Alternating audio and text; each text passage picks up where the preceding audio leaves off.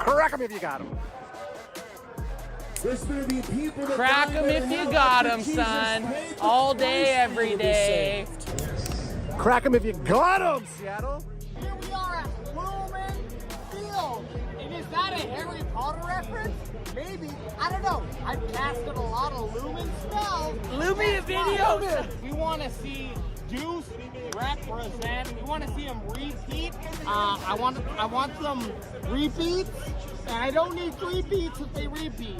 I don't need 3 beats. I don't need if 3 they beats. repeat. If they repeat. Let's go. You don't think we're gonna make the postseason? Maybe wild card. So this is Maybe wild card. This is where I'm like, I'm good for a good ribbing, but like to say we're not gonna make the postseason, now I can't even argue with you because you've sucked. Oh God. You know it too. You know it. Who's your quarterback?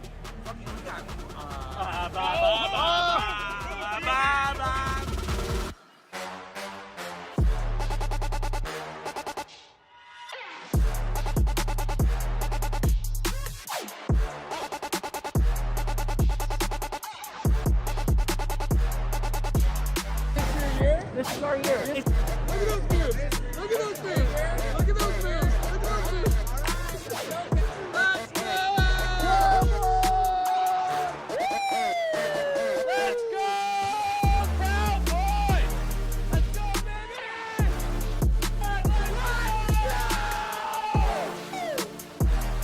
Cowboys Nation showing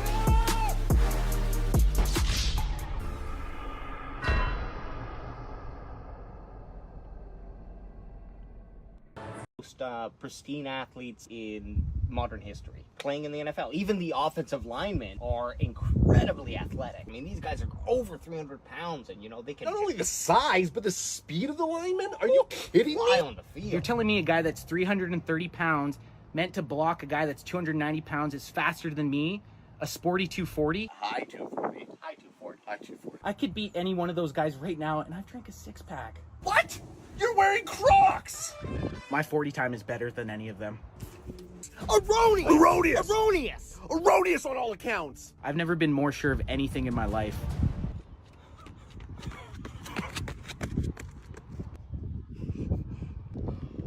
How'd I do? 13-5. Final quarter. Here we go, baby. CD for the CD, baby. And I'm going for 2. Woo! I don't know why my safety was just playing off so far. Tackle him. Yeah, well, I might be a boomer, but you sound like a pipsqueak. You don't even know how old I am. No!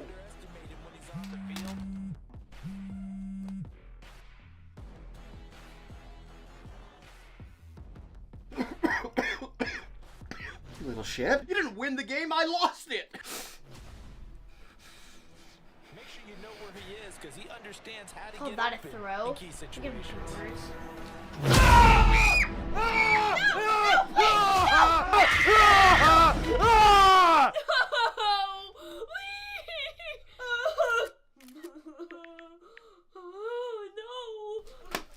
I might be old, but at least I don't still piss my pants. Protect you and your loved ones with Crackem VPN. Ever heard the game Marry, Kill? Okay, like, yeah, I'm gonna give you 3 people, and you're gonna decide who will you marry, who will you who will you kill? Okay. Jerry Jones, Dak Prescott, and Tony Romo. Marry Jerry. He's got all the monies. Probably Tony. Dak Prescott. Gotta kill him. I'm gonna Romo. She's gonna with Romo. I'm gonna marry Dak. She's gonna marry Dak. I'm gonna kill Jones. She's gonna kill Jerry Jones. Who will you marry, kill between Jerry Jones, Dak Prescott, and then Tony Romo? I'm out. Jerry I'm Jones, out. So Jerry? Jerry Jones, you. Okay. You. Who will you marry, Dak Prescott or Tony Romo? Tony Romo. Tony Romo. So that means you would kill Dak? Yes. Marry Dak. Kill Jerry Jones. Jerry Jones, poor Jerry. Tony Romo. Why not? He's probably one of the best commentators, announcers on the game right now. Tony Romo? That's mine. That's mine. Jerry Jones, right now. Right now. You heard it here, guys. You heard it. We need trash can. Oh, here we go.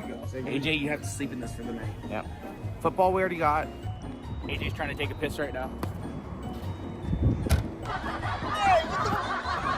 trash can. Stickers. Stickers. Couple stickies. Couple stickies. Yes. So we got a trash can. We're gonna go test it out in the toy aisle.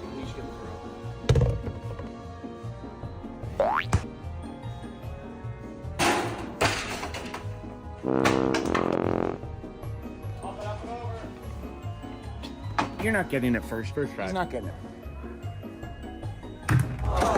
Give these guys a shot. They'll win a jersey if they get it.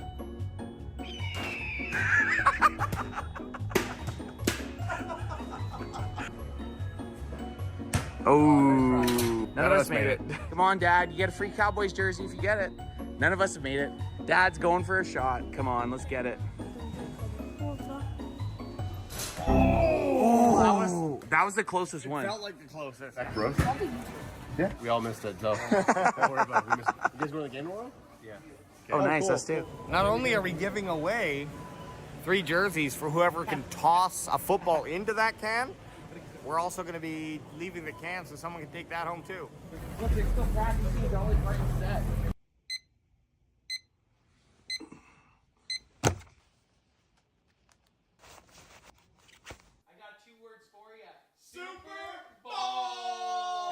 guys, what are you doing here? Game day, baby. Game day, baby. Woo! Kickoff's a month away. Yeah, but we gotta get our reps in. Yeah. They train, we train. Crack 'em, bro. No, it's 7:30 and it's a Wednesday. Road pop. Oh! No, I'm going to work and I'm driving. Get out of my car.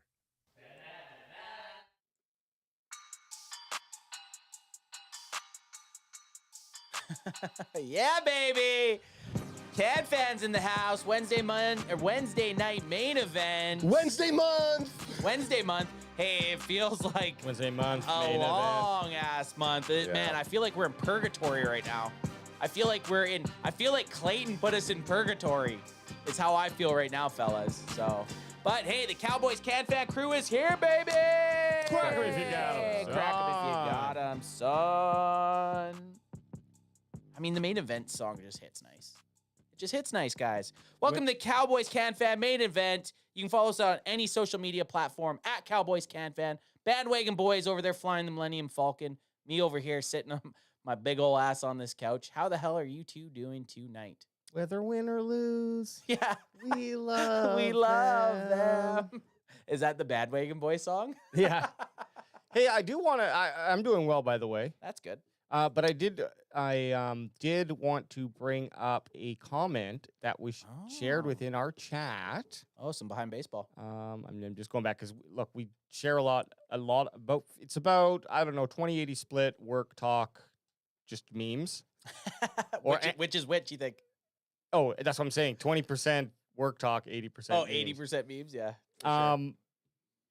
Where is that one? I would say 20% work talk, 75% memes, 5% dick pics. Okay, well, sorry. There's 2 things because I just saw this other one. The first one was just there was a comment by someone who said, oh, here it is. I'll bring it up. Just try to, you can see some of my chats. Who cares? This way. There we go. This guy. Came House Valet, which I don't know. Came with a K. Toss me one, son. Came with a K. Do you want me to read it here? Yeah. Sorry, because he brought it. I brought it up and then walked away. Then I bailed. Okay, so at Came House Valet 8 hours ago. Come back to this to see if you guys are still making the playoffs. Playoffs, even though you quotation split the Steelers and Lions quotation. If Hutch going down ruined our season, and if those players returning made your team good again, just wondering. This actually, I'm sorry, was not the one, but that's. I didn't think. Hang on. It's not it. Look, it's a rough start. It's the one where there's a guy who was really bad written English, and so it's really hard to make out what they're saying. But they were basically calling us like fair weather fans, basically, and saying, just wait until if the Cowboys. Here it is. Right? Ant sent that. Yeah. Okay, here we go. Okay, this is the one. Okay, zoom me in here. At Little. Oh wait, no, this is not it either. Okay, well let's read it. We got to read it. Though. Okay. At Little Equazy, Laughing face, laughing face, laughing face. After talking all that talk, y'all got belt to ass. We ain't even satisfied after beating y'all. Y'all are the worst team in the NFL, with or without Dak. Have fun planning for the NFL draft.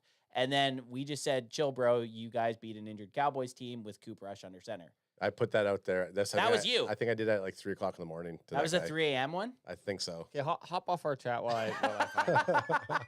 Not the wrong one, too, AJ? Yeah, I swear it was. I swear it was. No, since- you saw Anth post. Anth posted it on an actual post. He didn't post it in the DM. Oh, Anth made an actual post about the I'm one that you're sorry. talking about. Oh, okay. I know Yeah. the one you mean. But So, that one's yeah. good too. That was funny. Look, we found some funny ones in there. So back to it. 20% business, 70% memes, 5% interaction with fans, 5% dick pics. Yeah. Yeah. That's our DMs.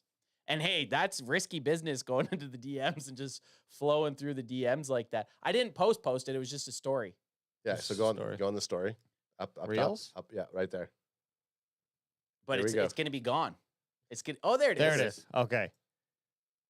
Now we just gotta pause, and I wonder if I can zoom in. Yes. Okay, here we go. Here Okay. we go. And This is it. This is it. And this is a Cowboys fan. Yes. This Add- is why I wanted to bring this one up, because This we is- get shit on by other fans. We get shit on by other fans, but Oh. this is crack me if you got Crack it. me if you got him. Oh, hang on a sec. Sorry. Yeah, crack me if you got him. So Hey, we're on now Instagram right now. We're on Guys, before you start doing it, what? chat, what's up? Yeah, chat. We- What like, the hell is up? Thanks guy- for riding with us, man. No, Like, we just got, I just wanted to the get guys into get this. right into it, and then I don't get a chance to say what up, chat. I Hey, saw you- Boots on the Ground was in there. You got to bring us down. Brent Packer guy's in the house. Is Brent Packer guy BPJ or BPG? Sorry. Yep. BPG. Yep. Okay, so RTR or RTR Our Trulio. R Trulio is what we'll call him. Okay, so R Trulio, 83. And this was after we talked about how Cooper Rush sucked and that he sucked dick. He says, keep that entire same energy at all times when you speak on this team, ... No disclaimers allowed by inserting quotation, this team. Understand? Question marks. There's only one Dallas Cowboys, and bad mouthing because they aren't competitive and actual exposes your kind. Stand by ... and stay on that side too. The guy was obviously too mad to. Or methed out. That seems like he was tripping on meth. And look, I never want to. I mean, it is the perfect comeback, but I always want to like ignore the poor grammar, the poor spelling, and actually try to understand what they're saying. So, in this case, this is a reply to us. We put out a raw, uncensored, intoxicated. I didn't censor. We said dick. We said cock in we the said video. dick, we said cock, and we were talking about Heavy cock. in that moment, and in Rush's last game, it was shitty, and we reacted. Yeah, that was accordingly. live during the game. That was live during the game. That and was that's how during we- our live stream. That's how we felt. It's a funny little clip, I think. And then this guy replied to that specifically. So what he was saying is, essentially that we were, because the Cowboys aren't winning, you got to stay on this side now. It's like, whoa. Timeout. And all we're saying in this clip is Cooper Rush sucks. And we never were on the Cooper Rush should start bandwagon in the first place. No, only when it was who should be our backup, then it was Yes. like, well, obviously Rush is beating out Lance. And you can go ahead and look at the footage yourself. It's all there, black and white, crystal clear. Clear as day. You lose, You lose, sir. But You are nothing but garbage. that was funny. And then there's one other one that we can get into this. Okay. Okay. Well, hey, this is the best thing about it because when we have videos, clips, and stuff that go, I'm not going to use the word viral, but when they go when they go viral and they get reach, you get people who come in that have no clue what our brand is. Yep. They take things completely out of context. Yep. They're not going to spend Well, the time. I mean, us saying Cooper Rush sucks dick is hard to take out. Of No, context. when we talked about Cooper Rush, we were fans of Cooper Rush. Oh, totally. But when he sucks, yeah, man. Like we're not pulling punches. and When he we've- throws 45 yards or whatever the hell his stats were. and he we've pulling said punches. over the last 3 years, Cooper Rush is a formidable backup when needed, but he's definitely not starting material, and we do not want him to replace Dakota Prescott. AJ's looking, the news out, he is starting Monday night against the Houston Texans. It's out that Cooper Rush will be the Dallas Cowboys starting quarterback Monday night, and we will get into that. And we will get into that. And this is Cowboys home? AT&T Stadium? Is that this Monday or Yes, they're Okay. at home. But it's Monday night, so they're not going to have to deal with the sun. They're not going to have to deal with the sun. However, God. we did get a reach out, and this is from Michael Flanagan 6556. Not meaning to dox you, so sorry if you didn't want that announced, but you put it out there for the world put it out to see. publicly. You've been doxed. And all we wanted to do was, hey, reach out to us because this would be really fun for us to get the whole sun fiasco. AJ, you got this one. Okay, yeah. So Michael writes this. The problem is the damn architect wanted to build the stadium east to west instead of north to south, like vast majority of stadiums. My dad was the head rebar detailer for AT&T Stadium, so his job his job is to talk and work on the drawings or blueprints from the architect for the construction site. And everyone said how stupid it was to make the stadium east to west with big windows. But the architect swore up and down that it would not be a problem. I remember my dad complaining about it every day when he was drawing up the plans. I just find that hilarious because, like, I could see it's like he's just looking at this problem every single day, and he just can't help but voice it to whoever's around. He's like, man, there's gonna be sun. There's sun in my eye right now. There's gonna be that. That's the giant window where the sun is, and we don't know. And we just said, hey, if this is legit, we'd love to talk to your dad. Well, and about anything other than the stadium. And on the stream when we're talking about how the curtains or the blinds, I was like, they probably paid $500,000 or $1 million. They literally look like bed sheets they got from End of the Roll or Fabricland. Yeah. And that's what we have up in Canada here. Or they went to the Super Walmart across the street and said, give us the longest yardage of curtains. Yeah, bring those curtains up. Their sheets or their curtains at AT&T Stadium look like someone's decorating for Halloween. It looks like they should have the fake cobwebs and spiders coming down from them. Yeah, it looks like, did Spirit of Halloween just move into? This looks like you're walking into a newly built high school's prom or something like that. I was going to say, it looks like you're going into an assembly midday, and they're like, oh, close the windows so that Principal Joseph can talk. No, that's just what it looks like. Just tuck them into the door. Yeah, don't worry about it. We don't need them. No, what you're going to electric curtains? Are you damn out of your damn mind? We might as well rebuild the whole damn stadium with electric curtains. They look like the sale of the Black Pearl. Yes. Yes. The Black Pearl today, after it's been sitting in water for... After it's been sitting there weathering and they've never been used. They're not even blackout blinds. They're like... No, but they would work. Blinds. They would work. Those would work perfect that they're still letting in light. Well, yeah, look at the doors. The doors are illuminated and glowing. They look like the light that's shining on me right now. And then you look at the shitty Captain Jack Sparrow Black Pearl sales, and they cover it a little bit. These are called sexy curtains. Yeah, sexy curtains. Hey, can you put down the sexy curtains? Boots says, plot twist, Jerry was the damn architect. You know what? I don't think that is. I think you're right. I think you're right. I think you're bang on. You hear how mad he got when somebody critiqued it? And we don't want tear it down. We don't want to dox Flanagan there, but that's why Flanagan didn't say the name, because he knows. He knows that Jerry's gonna gun it for him. Okay, sorry guys, let's get into the show. Hey, that was a fun side quest, guys. So we have Monday Night Football coming up, so we kind of get a chill Sunday. We all get to enjoy football Sunday, not with each other for once. We got Monday Night Football, which this was probably a game that a lot of people had circled going into the season, right? Houston Texans, the up and rising. Diggs versus Diggs, which isn't happening. But this was the kind of the game that people were like, well, the Houston Texans have kind of been under the shadow of the Dallas Cowboys. They had a great season last year. They started out all right this year, and it's like, okay, we're going to see who's going to punch who. And now it's seeming like it's going to be a pretty lopsided affair. The Texans just lost to the Detroit Lions after epic comeback by Detroit after Jared Goff threw 5 first-half interceptions. But paper to paper, stats by stats, the Houston Texans should take this game handedly. Yeah, and I'm just looking at the PFF. They don't actually have, interestingly enough, they don't have the game. You know how they usually have a... It's such a garbage-looking game that they're not going to worry about it. We're not going to do it. Or maybe just too early because it's a Monday nighter. It could be, but that would be one day early. But you know what they do have? They do have at least have these the betting odds, which gives you at least an understanding of how people think the game's going to go. Over under only 42. I guess they saw the Cowboys score 6, and they're like, we ain't going more than anything low 40s. Yeah, no, and shoot, if I'm taking that, I'm probably going under you would 42. go under 42. I guess if you look at the Cowboys at home this year, they've been pretty awful. Yeah, I would say give Cowboys 10, and then... You don't think that the Houston Texans can put up 32 on the Cowboys? Probably, but I think the defense is going to be the same or better from next week, and I expect the I expect the offense to be slightly better enough that they keep the Houston off the field for a little bit longer. So I'm just saying, you're right. Fair argument that in normal cases, in any other team probably, including Carolina, at this point, I'd say over. Because 42 in the NFL is pretty damn low. It's very low. Well, what is? But Coop Rush with another week under center at practice. Practice. You don't think that's going to give him a little bit of? I give him one touchdown. Coop Rush, one touchdown. How many Aubrey? Okay, let's work through this. So Coop Rush and the boys, 7 points. Yeah. How many Aubreys? Okay. At least 2 Aubreys. At least 2 Aubreys. So that puts it up to 13. Yeah. Now all the Houston Texans need is, what is that? Give me some quick math. 29 points?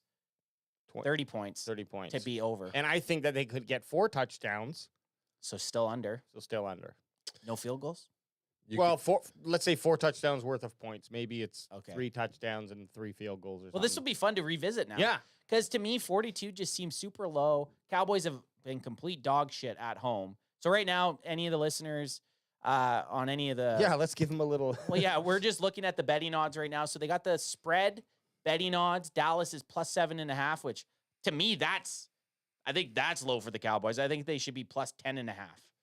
I just can't even see them being within. So because I've said that, now it's going to be a closer game than 7.5. Then money line, Dallas is heavily underdog with plus 294.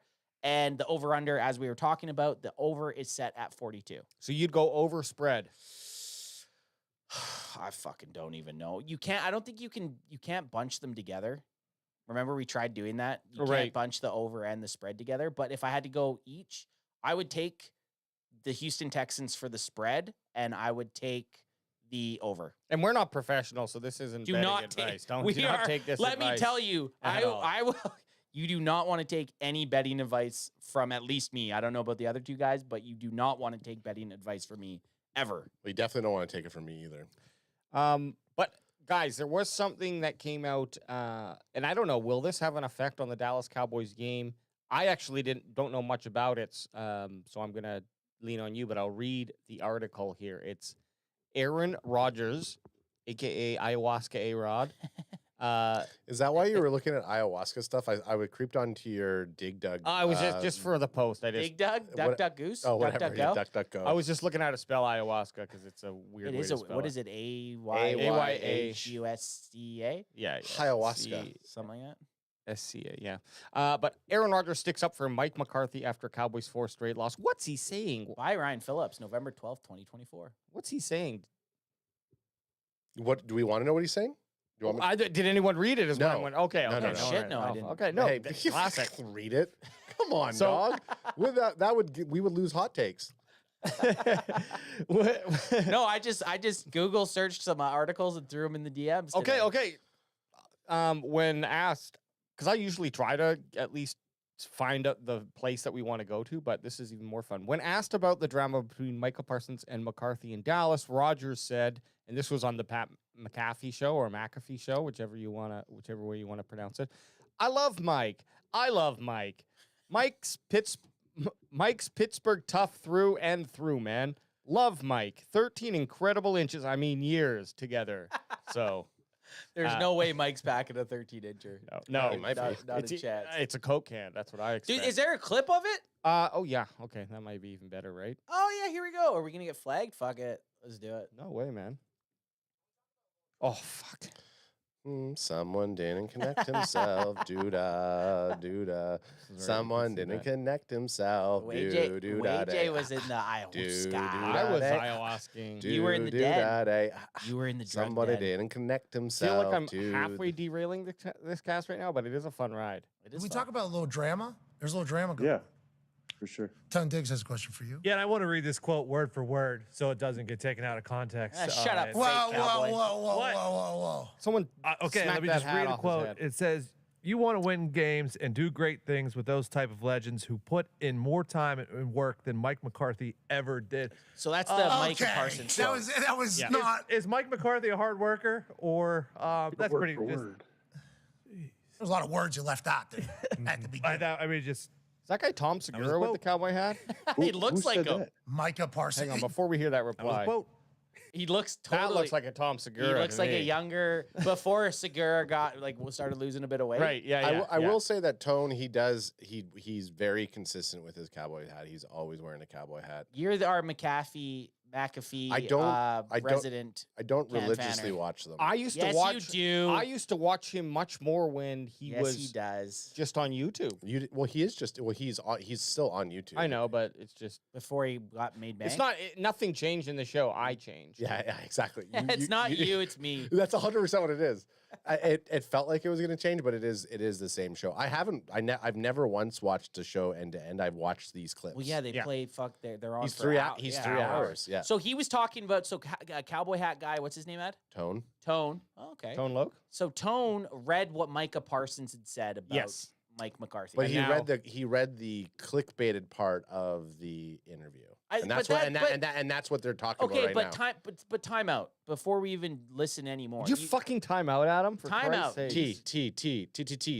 I'm the guy who does his job. You must be the other guy.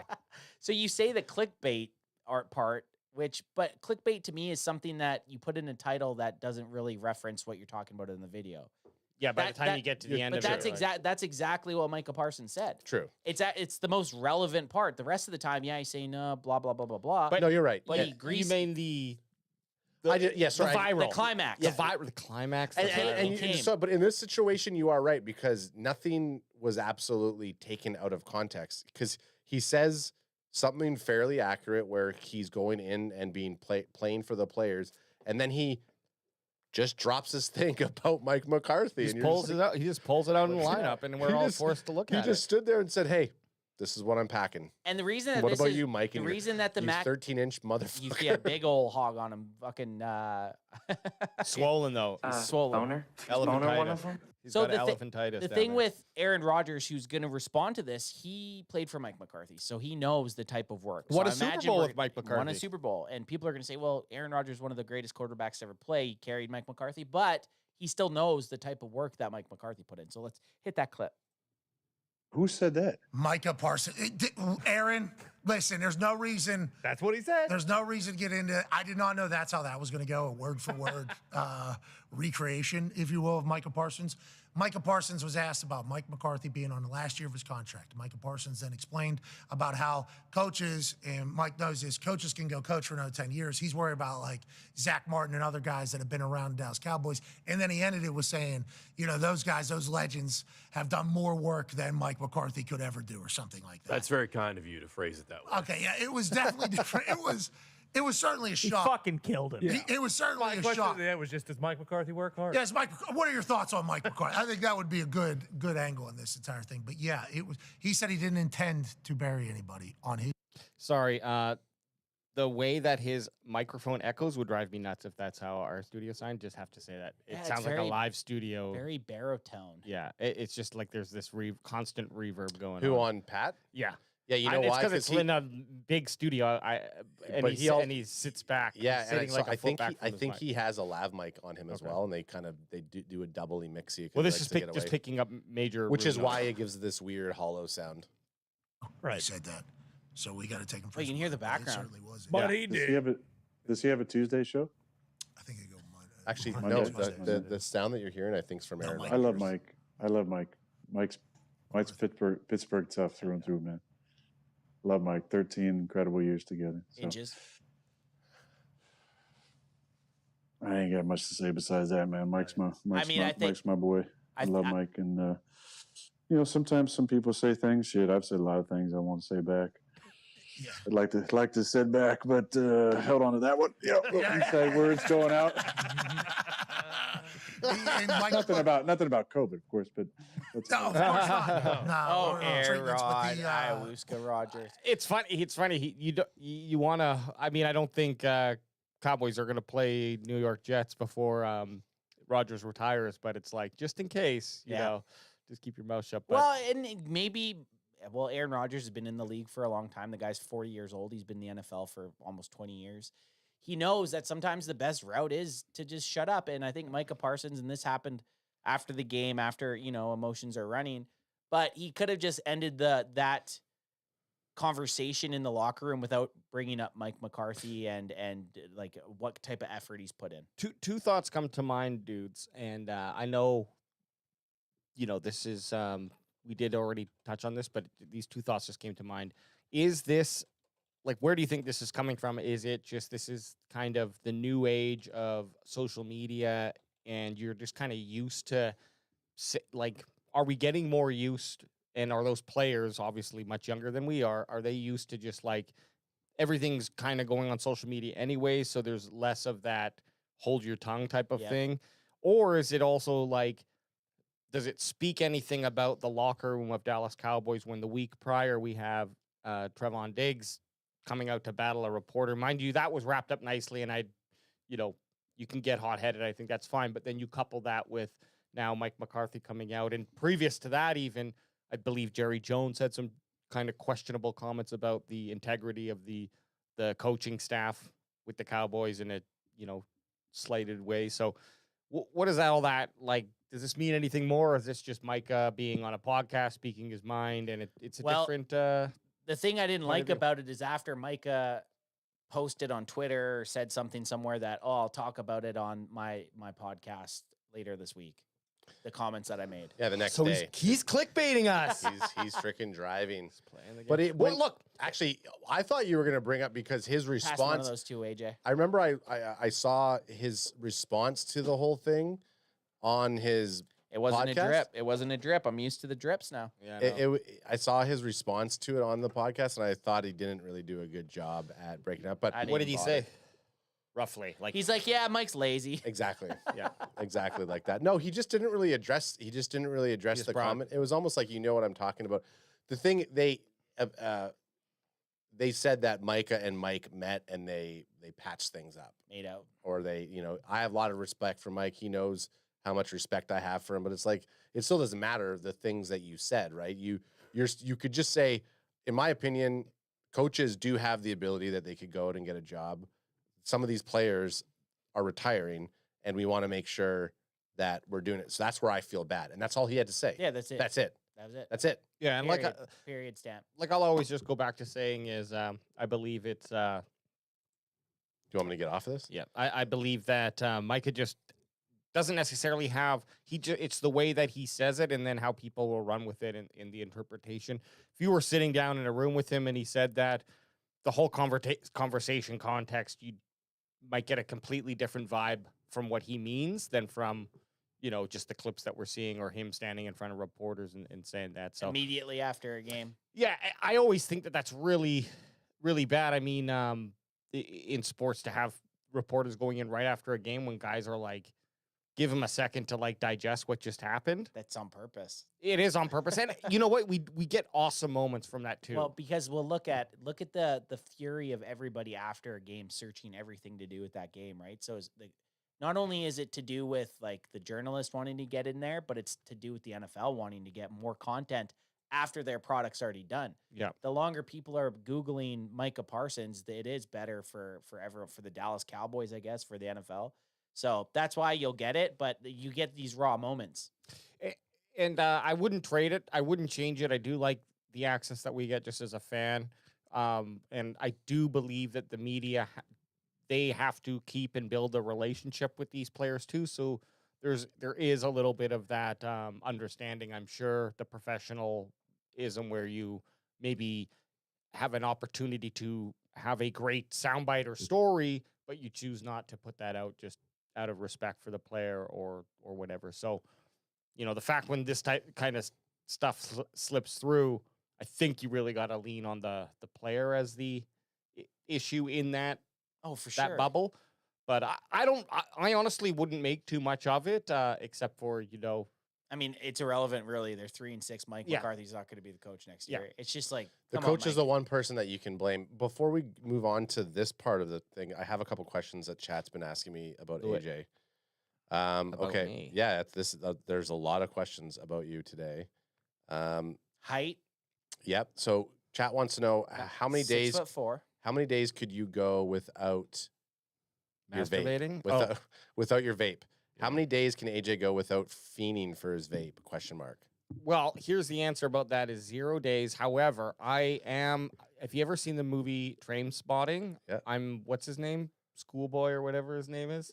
The guy who quits heroin just so he can prove to, like, I'm that type of guy. I can just go cold turkey off things. It's just I don't want to. So when I'm traveling, I go cold turkey off marijuana, and I'm a daily marijuana smoker. So questions, answers. Bocce says 0 days. It is true. Like, that's what I'm saying. Is like by choice, I would not. I said in the chat, I'll ask him, but it's 0. He will try and say he could go without it, but we know the truth. That's what I said. Okay, no, I'm being honest. If you guys would fucking do great on a couples game show. If the bandwagon boys on, I would put the bandwagon boys up against any because you guys would say the answers that you know are true and wouldn't care. Whereas a couple would kind of maybe beat around the bush a bit. Yeah. I would put you guys against any couple on a dating show. But I do think that Adam just knows what I'm going to say. I don't think he thinks that that's a lie. No, but he just knows what you're going to say. Yeah. That's why it's awesome. Skibbity Ultron also says, did AJ see how blasted he was in your guys' post 49ers game reaction video? I said, of course he did. Well, he's well aware. Honestly, I often don't watch anything because I don't want to see it and then become hesitant to just be raw like that. Yeah. So our post game, I'll watch those because the 49er game one, I mean, we'd been drinking for fucking 7 hours. Yeah. By the end of the game. Oh yeah, we were tuned up. We'd been drinking, and not to mention, like, we're out of town. We went pretty hard. We went hard. Live games. I can't help it. Cowboys Up podcast says AJ and the Bessie Boys. What's up? What up, Big Chris? Okay, so now here's the one that everybody wants to know. Also, how does AJ sneak his vape on the plane? And then Brent Packer guy also says, I'm going to a trip in Ireland in January. I also want to know too. Don't you just put it in your pocket? Or in your carry-on? You know, I don't know because I wouldn't do that. But I know from online that there are without going into major details, just DM us. You can Google, you can DM us, but also it's just put it in a place where it's not going to really be something that they look for. Prison and purse. I am with a pen. It's like it's nicotine, right? So you don't have to worry about that. Yeah. Wink. Wink, wink. Cowboys Up podcast says, does the Can Fan crew have a lost and found department? Because I keep finding items. So our boy Cowboys That's where Chris, it went. My two. AJ has lost 2 AT&T Stadium hats, and I think honestly, and I was gonna say maybe it's because the aversion we have to Jerry Jones now. Those hats are now slowly getting lost. But you lost that first hat when you were a big years Jerry ago. boy, But who knows? Yeah, it could be. Foreshadowing? All it is like fuck. Here's the thing. And Chris, I mean, you can, if you hang on to it, you hang on to it. It is one of my favorite hats, the black AT&T hat. I said I was not going to buy any more merchandise from the Dallas Cowboys. So I need to try to figure out how I'm going to replace that hat. You're not going to buy any more merchandise from the Cowboys? Not from the Dallas Cowboys. I probably will. But I'll buy Dallas Cowboys merchandise. Right. I see what you're saying. Little roundabout way. Little roundabout way. AJ, can you scroll over on to your left on this page that you have? I just want to look at the team metrics here. So the Texans right now, like, we're not seen as good as a team as the Eagles per se, but you look at all these main rankings: power rank overall, power rank defense, power rank offense, and strength of schedule played. They're heavily better than the Dallas Cowboys. The Cowboys are 14th on defense. I would have never guessed that. Cowboys being 14th on defense does not. What were they the week prior? I thought in like high 20s. Like, this is where we got shit on by everybody from our take on the post game about us defense being good. We thought the defense did decent last game. The defense did do decent last game. Well, look, you get 34 points hung up on you like that, and you're calling that defense decent? I don't care what anyone said about the defensive game plan. The defense against the Eagles did enough to win a football game.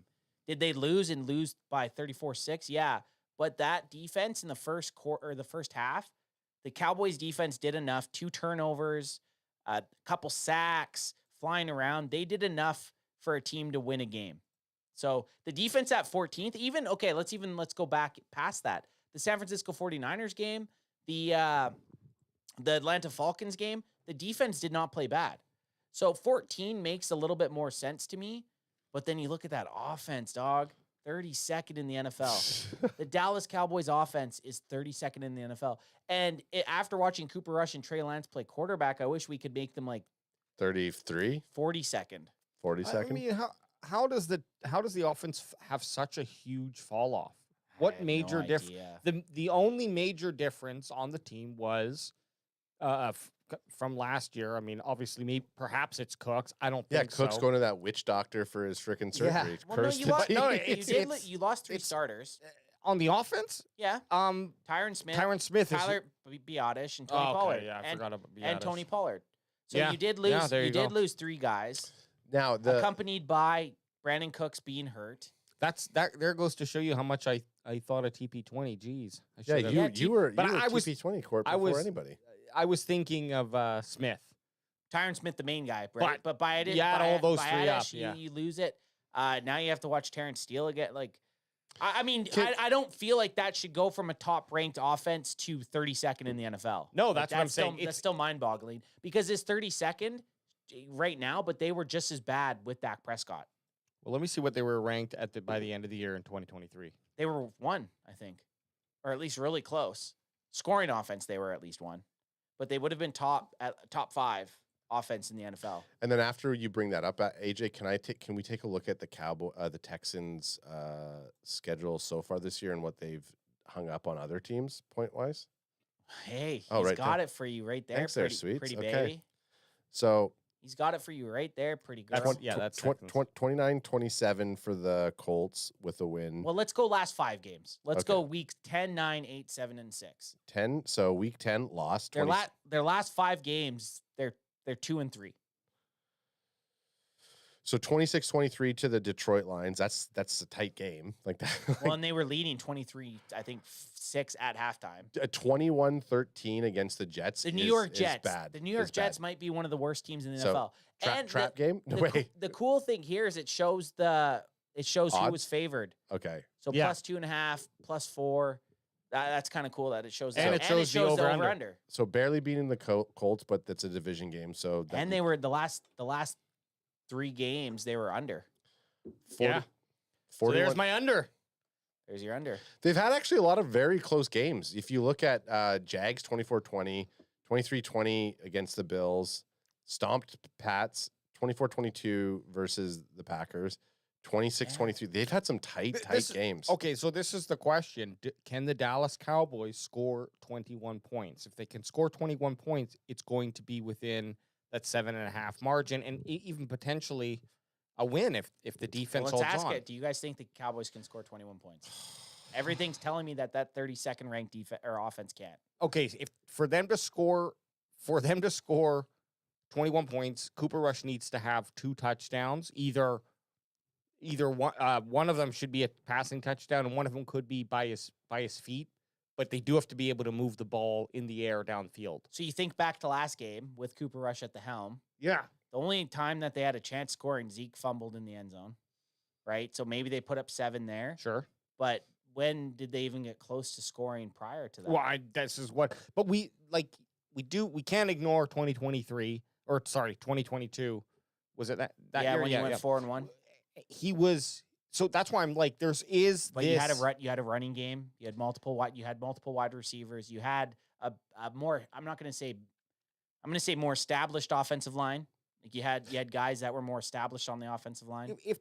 But the Cowboys need to then put Rico out there for 20 rushes because he's going to get 4 yards average. Okay, well, that's another thing I'd like to see. What's his highest carries? What is Rico Dowdle's highest carries? Yeah, but you know where I'm getting at with that, right? No, I do. I agree with you. I think Rico Dowdle should get at least 20 touches. He's been the only consistent force. The Steelers game, minus his red zone fumble that got recovered, but he's been very good. And look, Zeke had a fumble problem earlier on in his career, and yes, that's something that definitely needs to be concerning, but if a player is your only option like we have with Rico here, you kind of got to just take it. pull up his recent games. Rico Dowdle. So there you go. He had the one game against Pittsburgh, and take it for what it was, but we won that game. And it was his best game. Like, he looked good. You give a guy 20 carries and he averages 4.5 or 4.4 yards per carry. Look at every game after that. Detroit, they went away from the run, but 5 carries, 5.5 or 5 yards per carry. Atlanta, 12 carries, 6.3 average. And then Philadelphia, 12 carries for 53 yards, 4.4. I don't know why they go away from him. Look, like, this guy's stats are Look at his decent. His last 4 games show you that he should be running the ball 20 times. Look at his longs in those games. That's 19, 15, 12, and 13. And what I like about that is those are really decent breakoffs, but it wasn't like he had 12 for 53 and a 49-yard carry. No, he was still getting those chunk yards. He was still getting those chunk yards, but he can break off these long yards. And then the other half of it, which is different from what we're talking about, because we're talking specifically about getting those carries, but he's also very decent with receiving. Like, he's got in the last he's got 18 targets in the last 4 games. And for a running back, that's not bad. So I want to see if they put out Dowdle as their true lead running back. I'm not saying never rush Cook or never rush Elliott, but I am. There just might be times when you got to put him out there. But sure, give him 20-plus carries, and I believe that's going to help the offense out enough that Cooper Rush will be able to go out there, get those 2 passing touchdowns, or be able to move the ball passing and rushing, and then maybe he rushes in when they're in the red zone, something like that. That's what the Cowboys need to go back to our original question, to get those 21 points. Look at the craziest thing with Rico Dowdle, just because we're up here. He has 3 touchdowns on the year. All are receiving. Yep.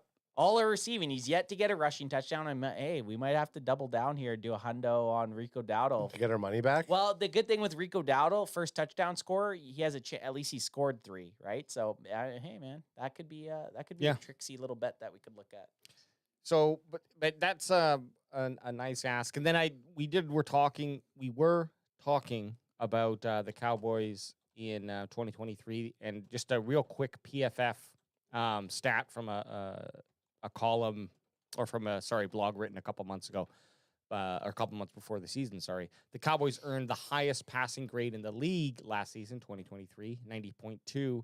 They were right behind the 49ers in conversion rate when passing at 38.2. So they were going to be a top 5 offense last year, and the Cowboys were a top 5 offense last year, right? And season wise, and we did bring up Tony Pollard, and definitely, but I think if they were running Rico like Pollard, he could probably easily match those numbers from last year. Definitely, 100% he could have. They weren't crazy numbers, and I love Tony Pollard. They weren't crazy numbers. I think he barely cracked 1,000 yards last year, and if Rico would have been getting the carries, I mean, he would have to have a pretty wild next 8 games to hit 1,000 yards. But it's not out of the question. At this point, what are you risking? Find out what you got in him. Yeah. Find out if you need to draft GNT with the first overall pick, or your first pick in the first round. Yeah, and if I was looking at this on my fantasy football team, I'd be like, okay, like Rico Dowdle is someone who I'm looking to put in when I need him, because there's a good chance he's going to get a very consistent amount of points. And I do like to see, though, bottom line here, I do like to see him moving up. If you look at the first 3 games, 8 carries, 7 carries, 8 carries, and then the last 4. We'll go last 5. He has 3 touchdowns in his last 5 games. Exactly. And then that's pretty nice. Yeah. That's without him getting goal line carries. Zeke's fuck up against the Philadelphia Eagles. Guaranteed Rico's going to get a chance to pop it in this weekend.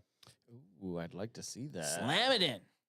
Slam it and jam it. Did we want to do the read and then go into this article here with the 11 candidates? Do you want to do the candidates first? Then we'll do 11 candidates and just blast through. We'll blast through them, and then because I don't know shit about these coaches. No, we don't know much. It'll just be get names. So we have 11 candidates to replace Mike McCarthy as as Cowboys head coach. How fucking hilarious is it that we're talking about this? Hey, November 13th. Yeah, November 13th, man. November. Wild. But look. Yeah, you guys are wearing the same shirt. You guys are matching. You and Big Mike. That's awesome. He looks good in that.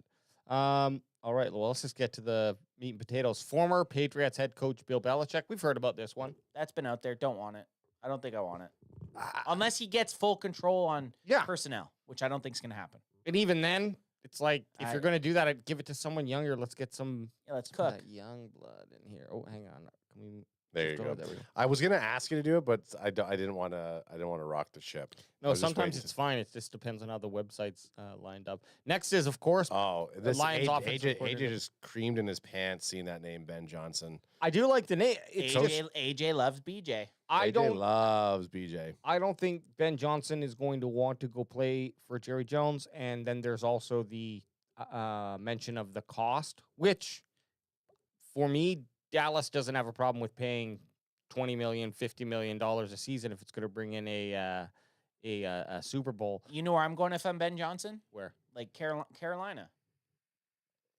They just got a bunch of picks with guys they traded away. They still have a first overall pick. Looking at what Dan Quinn did this year with Washington? Yeah, just do something like that. You already have Bryce Young if you think he could do anything. That's what they're talking about. Problem. Is that what they said? Well, no, you look at what he was able to do with a guy like Jared Goff. So if he looks at Bryce Young as a capable quarterback and he just needs assets around him, then maybe. But how intriguing is that? The Panthers have a chance. The Panthers right now are in the running to have a first overall pick again. Yeah. If not first overall, top 5. Yeah, right. Top 5 pick. They also traded a couple wide receivers away, so they gained a bunch of more picks. So they're going to have an arsenal of picks if they wanted to trade up into a second or third round. It just depends if he's looking. I mean, obviously the Cowboys come with a lot of baggage. He's not Ben Johnson. Ben Johnson is not going to be the Dallas. No, Cowboys of course. Coach. But not a chance. So a what if scenario, which we know we don't like doing the what ifs, he would have to look. There is a good core players at AT&T Stadium for him to come in and coach. Yeah, but that's almost a deterrent.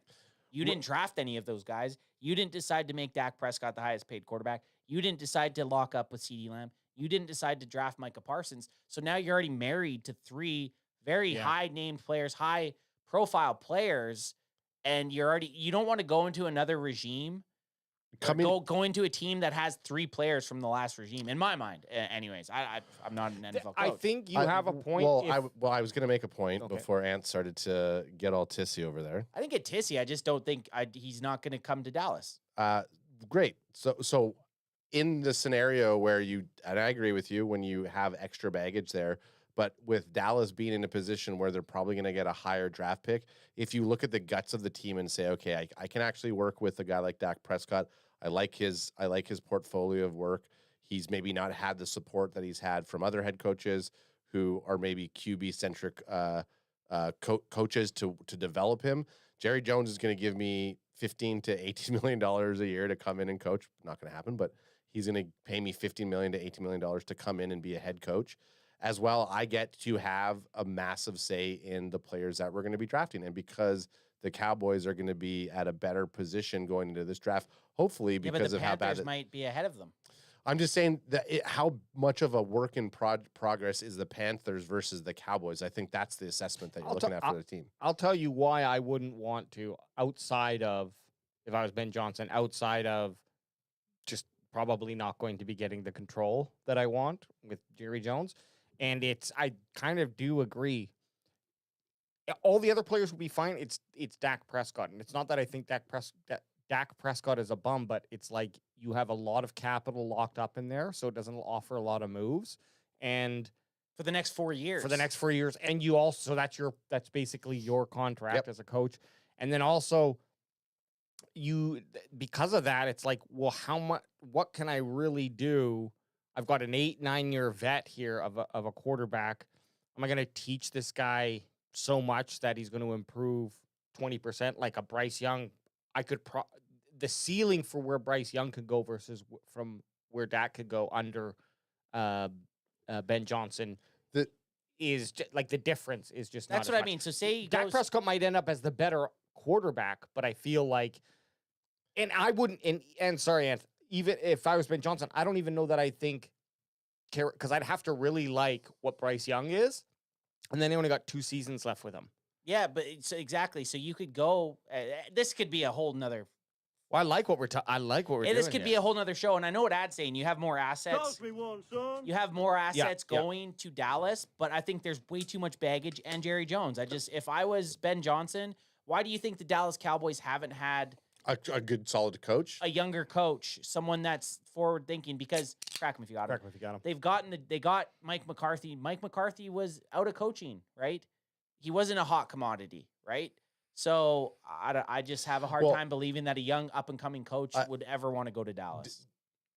J-Tuck has the best metaphor for the situation where he goes in, that you got these young coaches. They're the baddies, as he calls them, the hot girls that come into the club, and you're that guy who's trying to approach them. He's like, the Cowboys, everybody... How drunk am I? Very drunk. Everybody wants to approach and get the girl's number, and we're just not in a position that she'll ever give us those numbers. Jerry's got to walk over there to that hot girl club and just pull out his black card, put it on the table, and say, whichever one of you have the lowest self-esteem, follow me to the bathroom. Yeah, but then that's not even the coach you want. Then no, I know, but it's the coach that will get. Okay, we got to move on. Okay. We have 9 other coaches we have to talk about. We're gonna be here till 9 p.m. Pacific time. This was supposed to be quick. Like we're at coach 2. Hey, we'll go through the other ones quick. Ben Johnson is a hot commodity. Say what you got to say. If you can say it in 5 seconds. I was just gonna say, in anybody's mind outside of the Jerry Jones, the Cowboys have a better team to mold, and you have the key assets. Sorry, I was going to say you ruined your argument though. You said outside of Jerry Jones. That's not happening. I know. He's the GM next year. I know. So that I hate to say it, we're going to move on because that ruins your argument. But you not going outside Jerry Jones. The Dan Quinn scenario about going into Washington.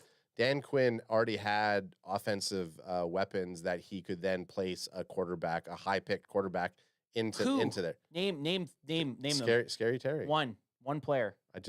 That's one. CeeDee Lamb. Every team has a Scary Terry. Don't say weapons. Who? Okay, sorry. Offensive weapon. Weapon, exactly. So who do the Panthers have? They have Chuba Hubbard. He's a beast. They just re-signed him. They also traded Deontay Johnson. They traded they traded away some of their guys. I'm not saying he was, but they have a stud running back who they just re-signed to a 4-year extension. So what's the best thing you can do to pair? Like at least you have one weapon. All right, guys, you can catch up onto our offensive line coordinator Ben Johnson podcast this Friday, but we're going to be moving on. Second Ben's D. You know what? Bijo?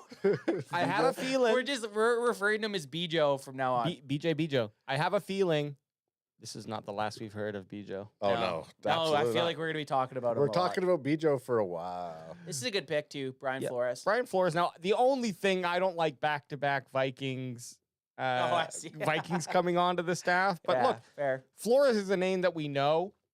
Do you want, here's a quick question, not really related to Brian Flores at all, but perhaps, do you want a defensive coordinator or an offensive coordinator? I guess the kind of book is going to be open. I think I want to go offense. Or do you just want a head coach? Like, okay, wind it back. Do you want your head coach to be like a Mike McCarthy who is also running the offense? Or no, defense? I want him to be able to impart on it, but I don't want my head coach to be. They're obviously they're obviously going to have a strong side of the ball. What if it was Bijo? If it was Bijo, then I trust in Bijo. Would you want like Sean McVay running the offense, right? Is Sean McVay the OC? He might not be the OC, but he heavily. But that's what I mean. He calls plays. I don't think these younger guys are in a like Mike McCarthy has tenure that he's going to be like, oh, I'm going to be the OC as well. Whereas like these younger coaches are probably like, I'm going to install someone who's going to follow my program, and then they're going to just kind of not micromanage them, but check over their shoulder. I think ultimately, like Brian Flores, sure. I mean, he's a guy who's been in the NFL for a long time. He there you go, comes from the Belichick tree. So I think you're always kind of looking for that. You're looking for years. If you're looking for a guy who's been in the NFL, like a veteran coach like Flores, and then it's like, okay, does Flores have what the Dallas Cowboys could utilize, or could he work with the pillars that we have on our defense? Well, and that's what Ad made a good point. Like Ad made a good point. Like as far as just say it one more time. Ad made a good point. Thank you. Cornerstones are guys sticking around on the team. I would say right now, even though the defense is playing better, your star powers on offense. So that could heavily influence what you end up doing with the next coach. I think I would rather this then in that case is taking a defensive minded coach and then getting someone who can call plays and then putting the rest of your bulk of your money into finding that offensive coordinator who can kind of own that. Yeah. I wouldn't really want it to So let's go back in time and get Dan Quinn as our head. Yeah. Okay. University of Georgia head coach Kirby Smart. Don't want it. But look at the first side. Okay. Let's get nuts. I just don't want this. Georgia might not even make the college playoffs. So if you can't even get your top ranked team to make it into the we're gonna hire Georgia's coach who might miss the 12-team playoffs. This is the first time the college football has went from a 4-team structure to a 12-team, and they might even miss the 12-team bracket. So I'm out on this. If they lose to Tennessee this weekend, Georgia's done. I would also say too, like that he's using the writers saying his first hire as owner of the Cowboys, Jimmy Johnson, had no NFL head coaching experience. Yeah, but they won national championships. Yeah, but also different time. Like Jimmy Johnson, I think in terms of what he did and of drafting it, like the way you draft today in the NFL wasn't what it was like back then. Looking at evaluating players on a point scale, that wasn't done by a lot of teams. So building that team of weapons and making those trades from pillared players to get more draft capital was a big thing that Jimmy Johnson was able to do that allowed them to get to those Super Bowls, right? I just think that the Cowboys, this is not a likely situation for them to come in 2025 and hire a coach that's coming from college. I'm just going to say this right now. I don't want a college coach. And I just want you guys to know that I was definitely not looking at buying these pants for myself. But if we had to pick out of us three who was wearing that outfit. Oh, I'm walking into the stadium. Adam. I don't know if I'd wear I couldn't do bell bottoms. I could do the puffer coat. Here's the thing about college is when was in chat, maybe help us out with this. I don't want to spend time on this. Just a quick question. Who was the last successful direct from college to NFL head coach? I don't remember when. I like when. No, you don't hear it because every time they played, that's all you would hear about. It just doesn't happen. It doesn't happen that a hot Saban was the last kind of big name, and he fizzled out. You don't see someone that's super successful in college that comes into the NFL. So right now, like you said, but my thing would have been Harbaugh, but he fizzled out. Yeah, he made a. But he has NFL experience. And Imposter Bro made a bunch of comments here as we were going through. Holy shit. Ben Johnson or Belichick or Deion. So Deion Sanders would probably be the only college coach that I could see Jerry Jones actually signing. Just because it would make headlines. And he also says only college coach I want is Deion. Okay. I think that. Let's see if he's on this list. Let's see if he's on the list. Oh, interesting. He might be. I bet you he will be on the list. Former Titans head coach Mike Vrabel. See, I don't hate this. I don't hate this one either. I don't hate this one. Guy's hard nosed, defensive minded. That kind of plays into what we were saying. If players have nothing to do but respect him, like interesting enough that he didn't get a coaching job this year. Maybe the right opportunity to come up. So this isn't. I would personally rather this pick than on the list a Belichick. This right now is what we've seen. This is where I'd want to go. And honestly, I think it's the most probable from the list we've seen so far. This isn't bad. He had a couple good years in Tennessee and then kind of fizzled out, but not bad. Is that Nick B or Nick? It kind of looks like him. Could be. It's not though. Next on our list is Bills offensive coordinator Joe Brady. Don't get it confused. That's Joe Brady. Joe Brady. Don't know much about him, guys. He's young, only 35 years old. I hate it when they show to him and like that young bastard. The thing I like about this pick, without knowing anything about the guy, is just that. Okay, so here's something right there. Brady has already worked with two of the best quarterbacks in football by serving Burrow's offensive coordinator at LSU and currently as Josh Allen's OC. So I like what the Bills do with Josh Allen because I think Allen plays like and so does Joe Burrow. They both play really kind of toss it into the fucking void kind of football. That works out for those guys. They have great arms. Something that I think Dak could also reproduce I don't think that Dak has the same running ability anymore, or just is like more shy than Josh Allen. But I mean, as an offensive coordinator, I'm sure you're not like implementing, okay, and I need my quarterback. Yeah, to Dak be able to rush. Dak got hurt throwing this year, so next year we're going just heavy hamstring, heavy run, tush pushing. Hey yo, Nate Dogg's in No, the it's not house. Nate Dogg. It's Kilo C saying hey yo. Kilo C's in the his A. But- This is a good one. But sorry. I was gonna say the other question though is like they're all like, so Joe Brady as a head coach, like why not pay a lot for a fucking offensive coordinator? Go out and find the best offensive coordinator. Because you can't do this. You can't take him. Like, so you can't outpay the Bills right now to bring Joe Brady in as your offensive coordinator. If the Cowboys take him from the Bills, it has to be to a head coach. Yeah. Okay. So because of the. It has to be. And you're saying that's a legal thing in the NFL. Yeah, you can't they can't. Otherwise, people would just steal offensive coordinators and defensive coordinators all the time. Yeah. If you're gonna steal You them, gotta move you them gotta up. steal them to head coach. Okay, cool. Hey, So that's good. That's good to know. Commanders offense coordinator Cliff Kingsbury. We've heard about this.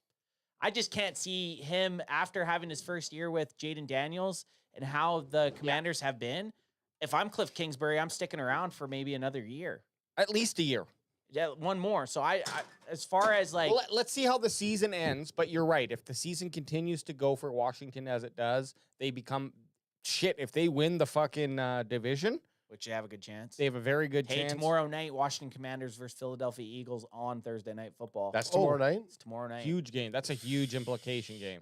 Hopefully they both just can't field teams after tomorrow and the Cowboys win. Oh my goodness, Bane has shown up. And, yeah, but no, it's the same thing that we're gonna say for all of them, so we don't need to really reiterate it. But I don't hate the idea of Cliff Kingsbury, but again, pretty far down on my list of probability with that, because if the Commanders just continue to have the same season they do, what is the incentive for him to move on? Unless he has like this desire to be a head coach. Yeah. Unless he has a which you don't know. Right. Well, and I just feel like He has been a head coach. I would say for him, it's at least one more year. Just let me see what I got with 2 years with. What would you rather do? Win a couple Super Bowls as an offensive coordinator or be on a shitty team as a head coach?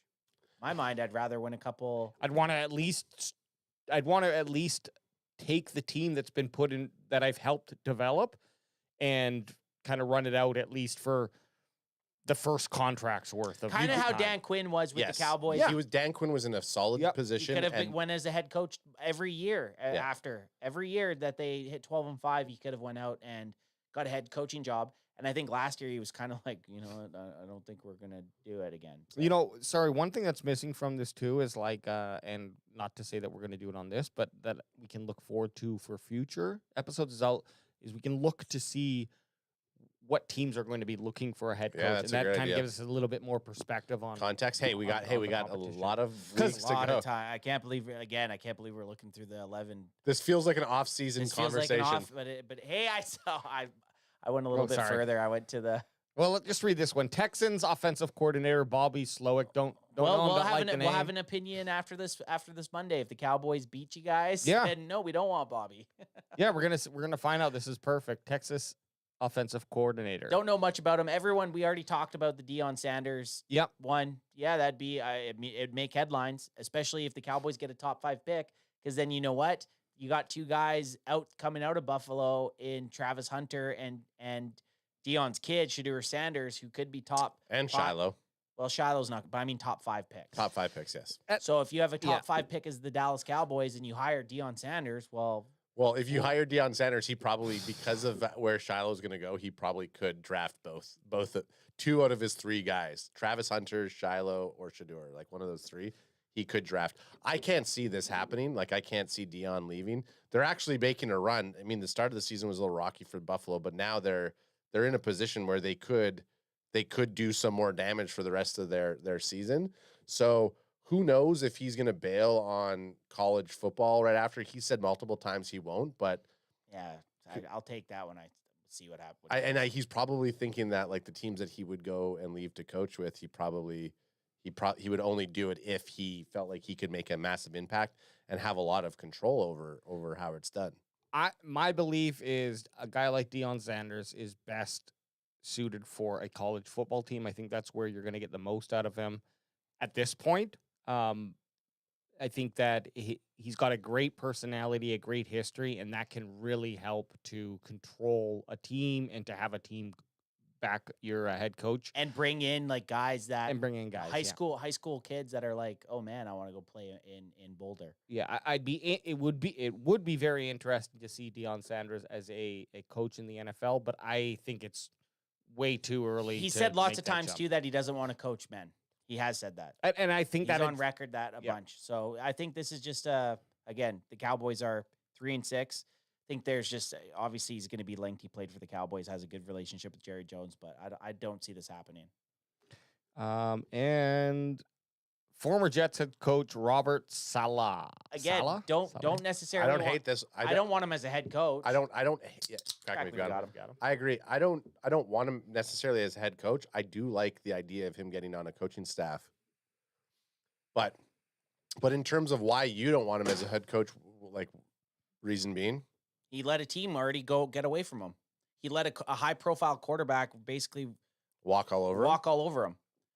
What does the Cowboys have? I don't know if Dak Prescott's going to do similar things or antics, but you've already seen it once. So what's stopping it from happening again?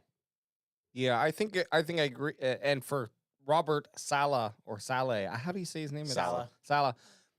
For him too, take a step back. Go back to OC or what is he? DC. Go back to DC duties. Go back to San Fran, man, and go back to San Fran and rule again. I thought he was going to Green. I thought there was word that he was going to Green Bay. Who knows? But like as on the team. Aaron. Yeah, Lions defense coordinator Aaron. Don't know much about him. But he's gonna you're always gonna get the top teams. The Lions are a top team this year. You're gonna have both of their coordinators in the running to be head coaches. And it's going to depend if they want to be or not. And then download our free map. Don't download that app. Yeah, don't download it. But they ain't paying for that. We got to take care of some business here, though. We do got to take care of some business. Let me just pull this up and into your body. Make a DC into a head coach. Radical 808 says no more picking up available coaches. I agree. I don't like the idea of available coaches, but at the same time, what else? Going out and grabbing an OC or a DC from another team. If there is an available coach like a Mike Vrabel, I don't think it's a bad idea. You got to look at the circumstances that they have it in there. Well, I will say this: anyone on that list versus someone else, I would be inclined to be like, okay, I'd rather have someone from that list. Mind you, the problem is with coaches is it's just another level of football that I haven't dived into enough to have a really quality opinion. So a name like a Mike Vrabel does stand out to me. Yeah. However, there is also good reason that happens is because obviously if you've got made a name for yourself in the NFL and as a coach, then we're going to know about you, right? So right. Okay, well, underdog. Okay, these fucking guys.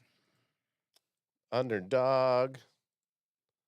Well, hey guys, what is Underdog Fantasy? It is the place to play if you're a sports fan looking to win money while watching sports with over 5 million happy players and $2 billion won. What? Underdog makes it fun and easy to cash in on all your favorite athletes' performances. And when we say athlete, we mean NFL players, but they do all sports. Compete against other players just by selecting higher or lower on 2 or more players' stats. And you could win up to 1,000 times your money. What? Yeah, that's 1,000 times your money. So how much? 1,000 times your money. So turn every touchdown into a win with Underdog. Now, guys, we've done Underdog a few times. We have been very biased, and that's why, we've been not as successful as we could have been, okay? But this week, let me just pull up what we got here. And while I'm doing that, I do just want to list off a few things that you can do here on this wonderful app, either underdogfantasy.com or go to get the Underdog Fantasy app. If you think that Cooper Rush is going to get higher or lower than 187.5 passing yards, you can do that this week. You can also. Is that 5 games we're talking about for that 187? No.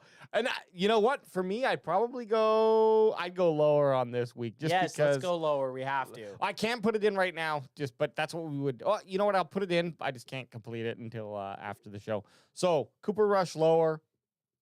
Then who else can we look at here? CJ Stroud. Do you think he's going to go higher or lower than 234.5 passing yards? Higher or lower than 1.5 passing touchdowns? I like the passing touchdowns for higher. Higher? Personally. Okay. We're done. We're locking it in. Now we got a few options. They do change these every day, so you do want to come and check in. Maybe it's best to do it just an hour before where you get some more options, but this is really fun here. We got 59.5 receiving yards for CeeDee Lamb, higher or lower, or 0.5 rushing or reception touchdowns for CeeDee Lamb. Oh, jeez. I said we go higher. He's going to get a touchdown. We got to. We got it. I feel like we've went higher every time with CD, and we haven't had much luck. This is going to be the time. This is going to be the time. Coop Rush is going to stand out. Yeah, the cool thing that you can do here is you can either pick the standard method where all three of your picks have to be correct, or you can flex it and either get 2 correct to win just a little bit amount of money, or 3 correct to win, a little bit more amount of money. At the end of the day, the real cool thing that you can do with football specifically is the red zone rush. It's a game you won't find anywhere else. Just pick whether or not a player will score a touchdown by swiping right for yes and left for no. What is this, the Tinder of football apps? Yes, it is. It's as simple as that. Plus, your entry will automatically be boosted, and you'll get a 51% profit boost when you play. I mean, come on, you guys. Love it. Final couple things here to say, guys. Join over 5 million fans that are already playing on Underdog with their champs game. You could win money by making entries with your favorite players. Trust us, it's fun. Ask Bot G, he knows. And you could also win up to 1,000 times your money just by choosing higher or lower on player stats like passing yards, interceptions, touchdowns, and more. Underdog is the place to play champions. So sign up and deposit now using our promo code. That's CANFAN, C-A-N-F-A-N, to get up to 1,000 in bonus cash. What's that, Adam? 1,000 in bonus cash. With promo code CANFAN, C-A-N-F-A-N on Underdog Fantasy website or app. Also this season, there's going to be a special promo or bonus almost every single day, like Profit Boost, pump up your winnings, and just a tap when you apply the boost to eligible entries. Discount. You'll get adjusted projections of certain player stats to give you a better shot at a big George W. and free picks. They're basically a sure thing. A player just has to get higher than 0.5 touchdowns for that selection to win, like we just bet on our boy, our boy CeeDee Lamb. Plus, all new users get a free pick. Yeah, a free pick. That's awesome. Download the app today and use code CANFAN to get up to 1,000 in bonus cash instantly. Repeat offer and promo code. It is highly encouraged to voice one of the... Okay, so you must be... Sorry, guys. We just had a bit of some chaos happen here in the studio. But basically, yeah, go to their underdogfantasy.com or the Underdog Fantasy app, and you must be 18 years or older, 19 plus in Alabama or Nebraska, 19 plus in Colorado for some games, 21 plus in Massachusetts and Arizona, and present in a state where Underdog Fantasy operates. Terms apply. Void in Colorado. Concerned with your play? Call 1-800-GAMBLER or visit www.ncpgambling.org. Arizona 1-800 next step. That's 1-800-639-8783 or text next step to 53342 New York. Call the 24/7 Hope line at 1-8778-HOPE New York or text HOPE New York at 467-369. Okay, enough of this. Let's get back into the show. That was just me rambling while we sat on you. And sorry. So what the hell happened there? A possum? I don't know. Yeah. It sounded Murph's like down here like cuddling. It sounded like someone was dying. It sounded like somebody was dying. So I was like, holy sh... Ad booked. I was like, what the hell? I'm staying down here if there's a possum up there. Those things are ugly. Yeah, they don't move very quickly. Okay, well, that's fun, but let's get into these top 10 storylines. Hey, we have 8 minutes to get into the top 10. 10 stories. Oh, yeah. Hell yeah. Nick, eat me out, Eatman. Toss me one, son. Let's get into it. All right. Nick, Eatman with his big picture, 10 storylines for Cowboys and Texans. I'm going to reach out to the guy that wrote 11 coaches and tell him next time, maybe keep it to 5. Oh, no. Well, you know what? He's got a word count he's got to get in. Crack him if you got him. Crack him if you got him. Oh, shit. Ideally, It's 11. It's a possum over here. 11 is more of a specific number. What about, so it's almost what like, about whoa. 7? 7. Okay, so we got the big picture, 10 storylines for Cowboys, Texan. Nick, eat me out, Eatman, always holding it down, still doing his damn thing. Even though the Cowboys are 3-6, he's still putting out this great content that we like to piggyback off of. So, Nick, we want to give you a shout out, man. Can't wait to meet you in person. Okay, the first time the Cowboys are returning to Monday Night Football, and they've lost 4 straight home games. The Texans have lost 3 of 4, I guess their last games. Or, sorry, Cowboys have lost 4 straight games, I should say. Texans have lost 3 or 4. So we got a 1-7 football team combination record here coming in. Battle of Texas. Here are the story lines for Texans. The Texans, sitting at 6-4, have played 10 games this year, and one thing seems rather consistent. The games are going to be close. 8 of the games so far have been decided by 1 score, including 5 by 3 points or less. We talked about this earlier. One of those was last Sunday's nail-biting loss to the Lions. Houston blew a 23-7 halftime lead, and lost to the Detroit Lions on a last-second field goal, losing its 3rd game in 4 weeks after starting the season 5-1. That's Boo crazy. Frickin' who. Starting off 5-1, looking like a powerhouse, and then to kind of get on a little bit of a downturn. Momentum's a real bitch. Momentum's a bitch, and it's like, imagine the Cowboys come and dunk on you, man. Imagine the Cowboys come and dunk on you. Well, as you were mentioning, things are going to get really interesting the last little bit of the season, but I think we actually probably have our 2 softest games coming up here with Houston and then, Houston Giants, and then is it Panthers? No, we have Commanders. We have Houston Commanders Giants. Sorry, Houston Commanders Giants. When do we play Panthers after that? After that. Okay, so this is probably the softest part, removing Washington from that. Well, do you think Houston's soft, though? Only because of their recent There's losing. a little downturn, but maybe this is the time for them to rebound. Could be, but we looked at their last 4 games, and I think their highest points, they basically were scoring average of like... They're having issues. 23, 24 points. So it's just, do I think the Cowboys will win? Well, you're going to have to wait and find out when we do our bold predictions. However, I think that this is one that if the Cowboys can keep pace like they do in the first half and then not come out flat-footed in the third, they could win because of where the Texans are. As long as Cooper Rush and Ezekiel Elliott decide not to fumble it, I like our odds in the first half. I'm saying first half. Yeah. And then Eat Me Out had definitely screwed up here, but got to read it like it lies. Okay, Jay Stroud ranks 7th. What? Jay Stroud. It's CJ Stroud. Oh, CJ. Jay Stroud ranks 7th in the NFL. CJ Stroud ranked 7th in the NFL in passing yards with 2,371 yards, but he hasn't put up monster numbers in year 2 after last year's Rookie of the Year campaign. Stroud has benefited from the acquisition of Joe Mixon, who has brought some balance to the offense. Mixon has 655 rushing yards and 7 touchdowns. Mixon, I think, is a good running back and could eat against Cowboys. The crazy thing is, after CJ Stroud's amazing rookie season, I had mentioned Dak Prescott's rookie season, very similar to CJ Stroud's year. Were they? Very similar, man. And then Dak Prescott didn't have the greatest second year. He didn't. He sophomore slump. He had the sophomore slump. And I had mentioned I'd have to deep dive into our comment section.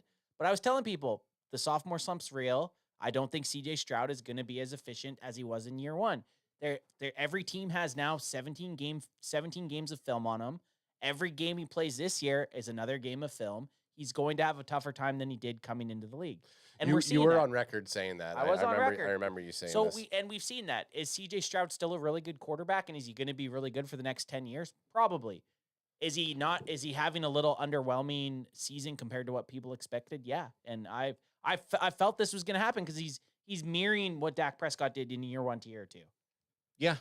Well, even just Stroud himself, I think he's always someone to worry about. Like, definitely seems to be a quarterback who can play as a starting quarterback in the NFL.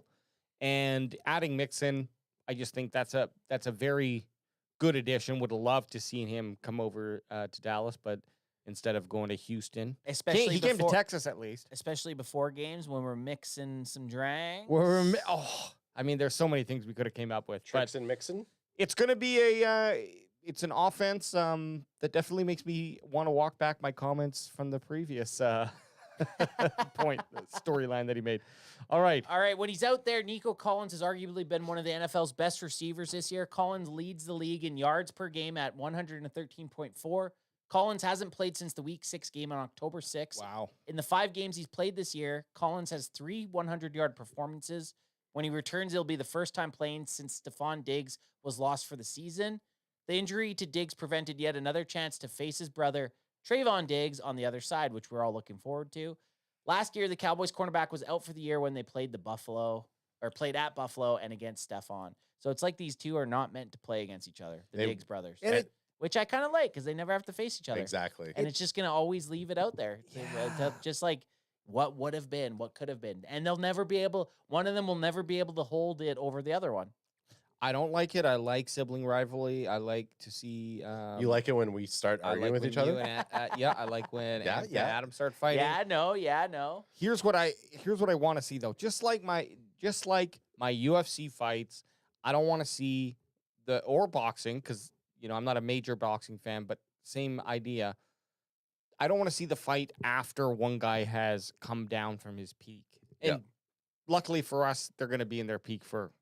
Well, we might not see them play again. Like, when's the next time the Cowboys get to play the Texans? It's not going to be for a while. I know. Well, the only hope is that Diggs, Stephon, gets flustered with Houston and demands a trade to another team. So, or he comes to the Cowboys, and then we just have to watch them be brothers. Be together. No, then we get off. Then we get That's the superpowers. No, every time we go to Oxnard, we get to see it. Yeah, that's true. That's right. The other thing. Oh yeah, you're right. The one-on-ones. The other thing with something like this and Nico Collins benefiting because he played. They're saying this is going to be his first game back without Stephon Diggs there. So he's had some monster games with Diggs also being in the lineup. How's a person coming off of injury going to fare when he's the number one? You're the baby. number one. No, like soul, not 1A, 1B, 1. Because his Tank one. Tank Dell hasn't been putting up the same type of numbers. Not compared to what he was like last year at the start. Collins. I mean, look, the Houston offense does look pretty fucking.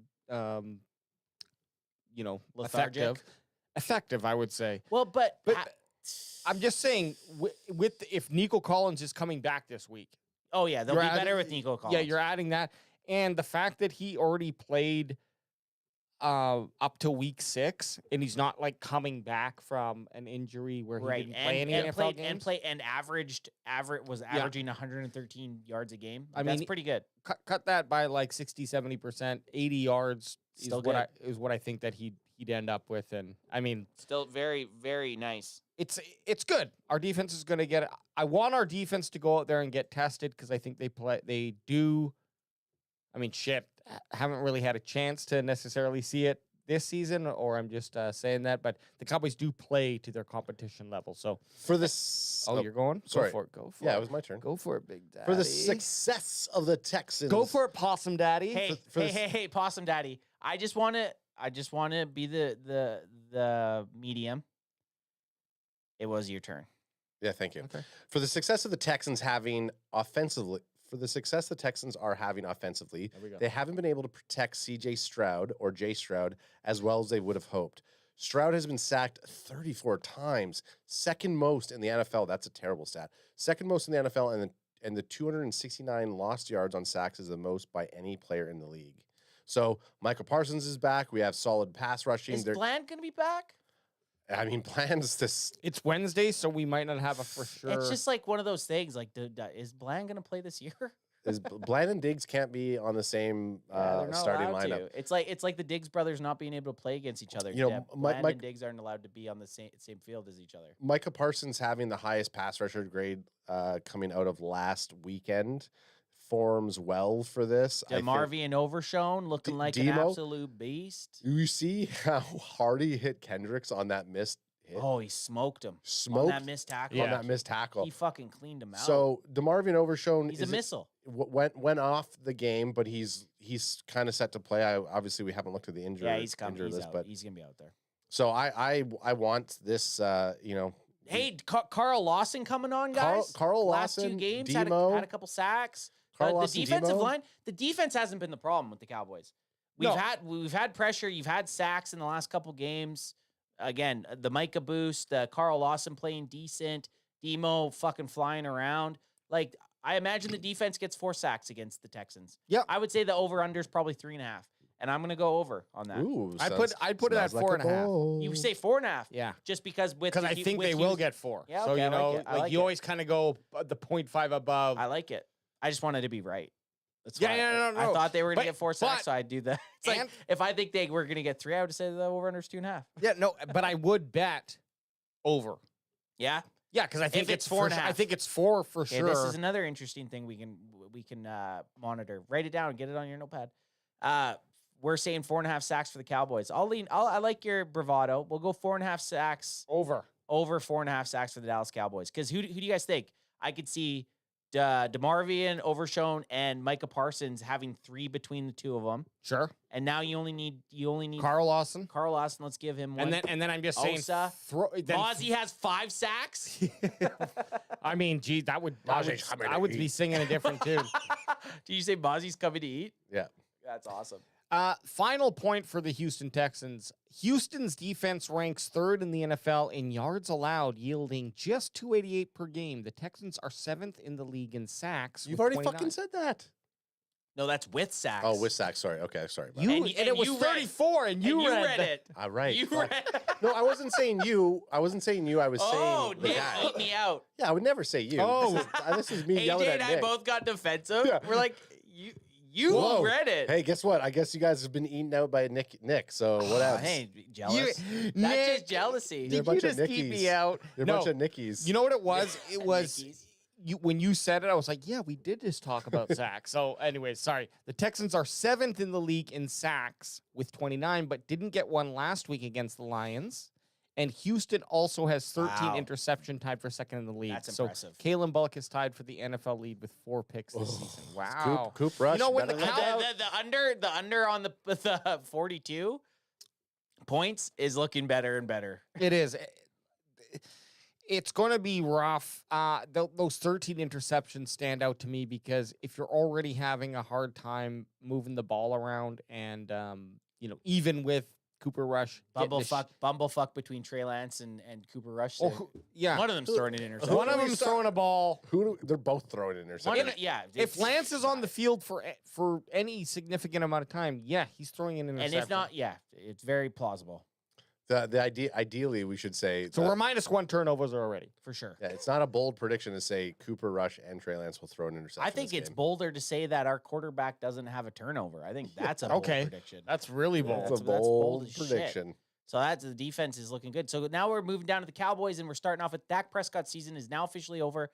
That has been out there. He is gonna get No, surgery. he can still come back. He can come back. He can come back. Yeah, no, yeah. Season's not over. He can be ready for the playoffs. Yeah, right. The Cowboys quarterback will undergo surgery Wednesday in New York to repair his partially torn hamstring. Ugh. Man, I feel like I know. when I think about it, I think about like when you're eating a chicken thigh or something. Yeah. Well, I did. And it just like falls off the bone. I did or, a like le- ribs or something. We saw that. Then I did a leg day, and as I was doing my calves, I'm like, kind of, sometimes you're just doing your workout and whatever. But Something I'm pops or like, something. no, it's like you're not even really. But now I'm like thinking about what man. I'm like feeling where the pressure is coming from. I'm like, oh man, don't pop, happened to him- don't dack me right now. It happened to him throwing the football, which Well, is the craziest but thing. the It's that interesting AT&T freaking field. It's the sun. the interesting thing about that is It it heated up his obviously leg. no, it was obviously more of a freak accident, but when you're throwing a football, Yeah, you have to. You plant. it's like you're stretching a bunch of things to like I think it's a more pretty so, max I level. think it's more so the irony of it. Like, you hurt your leg throwing the a pass. throwing a football. I also think throwing anything. I would also be curious. Did he do? Excuse me? Did he do his? You would what? I'd also be curious. Yeah, I always thought you were. I'd also be curious to know if he did his regular warm-up routine. Oh, his little thing. hip jiving. Well, that's But it wasn't a hamstring injury, and I never went to the doctors to see what it was. But I did have when I saw that happen, it PTSD'd me. I jumped on. We were at a friend's place a couple summers ago, and I was jumping on their diving board. Okay. No, diving board to jump into the water. And I was goofing off. I was going to do like a fake kind of dive, but a backyard diving board doesn't have as much spring as a diving board at a pool. You went for it. So I went. I went for it. And it was like jumping on like plywood. It was like I could see you like you get the leg up like and the diver, and instead it just kind of it's like you hit a little give concrete. Yeah. No give. It was like hitting concrete, and I thought my leg blew up. And Did you tumble off? I landed. I would pay for that footage. And I rolled over. I would pay for that. And then I couldn't walk for a month. Yeah, I mean, you could have you maybe not. I don't think you had bone rip off, but you probably fucked yourself up pretty good. And here's the thing about the Dak injury too is like, obviously, I don't know the extremity of how much, but there's a lot of times where he has to get surgery. It's pretty fucking serious. Because he's a football player. I wonder if in our daily life, if like we would be recommended surgery, if they're like, you know what, just give it 6 months, it's going to heal on its own. I'm not saying specifically for that, but just that type of injury. Like I wonder how many times in my life I've had a tear. But with him with surgery, the reason like he was trying to hold off to not get surgery, right? Right. That's why he went to the other professionals. I think when you get like his situation, the meat is off the bone. When it's not even a tear; it's off. It's been torn off the fucking bone. What you should be worried about more is there's your bicep muscle is attached up here, and your bicep muscles attached. That's all I work out is bicep. Yeah. So that a lot of injuries from our I've seen. Yeah. So that gets detached from there. I've seen it detached from here. Or there, and then you have to get them to come in and reattach it. That's very similar. Okay, I'll finish this. I didn't even finish this. Prescott will go to season-ending IR. Prescott suffered the injury against the Falcons. His season ends with almost 2,000 passing yards, 11 touchdowns, and 8 interceptions. His 86.0 quarterback rating is the lowest of his long NFL career. I know what Dak's doing. He's going for a Comeback Player of the Year award, 2025. Smart. He had it planned. Hey, before I read mine, can you toss me one, son? Hell yeah. Toss me one, son. Get him in the... Behind Dak, the Cowboys are sticking with Cooper Rush as starter. Both Mike McCarthy and owner/GM, fuck you, Jerry Jones said they believe Rush can play better than the performance we saw on Sunday. Yeah, no shit. And we do know that's true. We absolutely know that's true. We do know that's true. Cooper. Oh, yeah, exactly. But that's the thing. Will he have that rust shaken off? You know, I think obviously, we don't know what type of pressure he's in, but at the end of the day, it was a dog. He's not under pressure. They were 3-5. I would argue that he was under more pressure after the last time, and he played great. And ideally, you have division rival. You came on your last game that you started was against the same. His only losses as a starter have been both to the Eagles. Both to the shit goals. So Rush is now 5-2 as a starter, both against the Eagles. But there is still a chance we see Trey Lance in spot duty. The Cowboys also added Will fucking Greer to the practice squad on Tuesday. Welcome back, Willie G. Will fucking Greer. Millennium. Welcome. Welcome back to the team, Millennium. Crack we got him.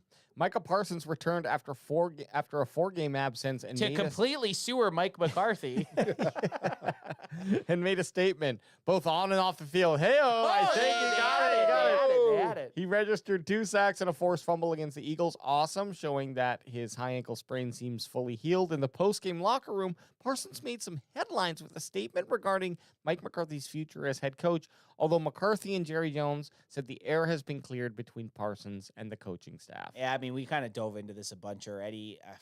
Who cares? Hey, who gives a fuck? Go those fucking sacks, Micah. And before I read the next one, I want to ask you guys. Mm-hmm. I know we personally want a higher draft pick, but come Monday night, well, we've had maybe 1 or 2 mixed drinks. One or 2 mixed drinks? Come on, bro. I'm going full. I want them to beat the Texans. Yeah, victory every day. I want a victory every day. I don't want them to tank. I wanted them to beat the Eagles because you always got to beat the Eagles. I want them to beat the Texans because fuck the Texans. I want them to beat the Giants. I want them to beat every team. I want them to beat the Commanders. Sure, I would love a top 5 pick, and I know everyone online is going to be like, well, you guys want them to win? Yeah, we have to sit here and watch them for 3 hours. I do want them to win while we're watching them. Yes. Yeah. Oh, 100% agree. It's but in that 3-hour period, we want them to win. We want them to win. Do I right now want a top 5 pick? Yeah. And if the Cowboys finished 3-14, would I be happy and be like, okay, we got a top 5 pick? Hell fucking yes, I would. In that game day, I want them to win, and I'm going to act like I want them to win. You know what? I'm not going to act like I want them to lose ever during a game. No. I'm gonna postpone my happiness till April. That's what I'm doing. And guess what? Hey, that's good. I you like know, that. But game to game, when you come watch Can Fan on Sundays or in this case Monday night. Monday night, yeah. We are all in. We're looking for that victory, and we're gonna be fucking gutted if the Cowboys lose. I think what we should do as soon as, and I know we're gonna go on to this thing here in a second, but as soon as season ends, we should make a Can Fan checklist of things that we want the Cowboys to do in order to be happy. So, like, the type of head coach we're looking for, the type of draft picks, like immediately. We might be able to do that on. No, we're gonna make a Can Fan advent calendar. Yeah, that's funny. Yeah, I like that for around Christmas time. Yeah, possibly. But then for next year, because like as we're talking about these things, it's like like you're saying, I'll be happy with the top 5 draft pick, but then in my mind, I'm like, I also want to know who is going to be coaching this team, because having a top 5 pick could be irrelevant if we don't know. If Tolbert shows up and Mingo cure our wide receiver issues, and Mingo we trust. Mingo. Hey, we get a Mingo sighting. We get a Mingo sighting. If Dowdle, do we get to see Capingo? Oh, let's go Capingo. It's going to be a Capingo show. I hope so. If Dowdle comes out and proves that, hey, he can run the football, I think for us, the draft becomes a little bit more less crucial that we look at those types of players, which right now are huge. That's what we're in my mind. Well, and everyone's talking about tank for Ginty.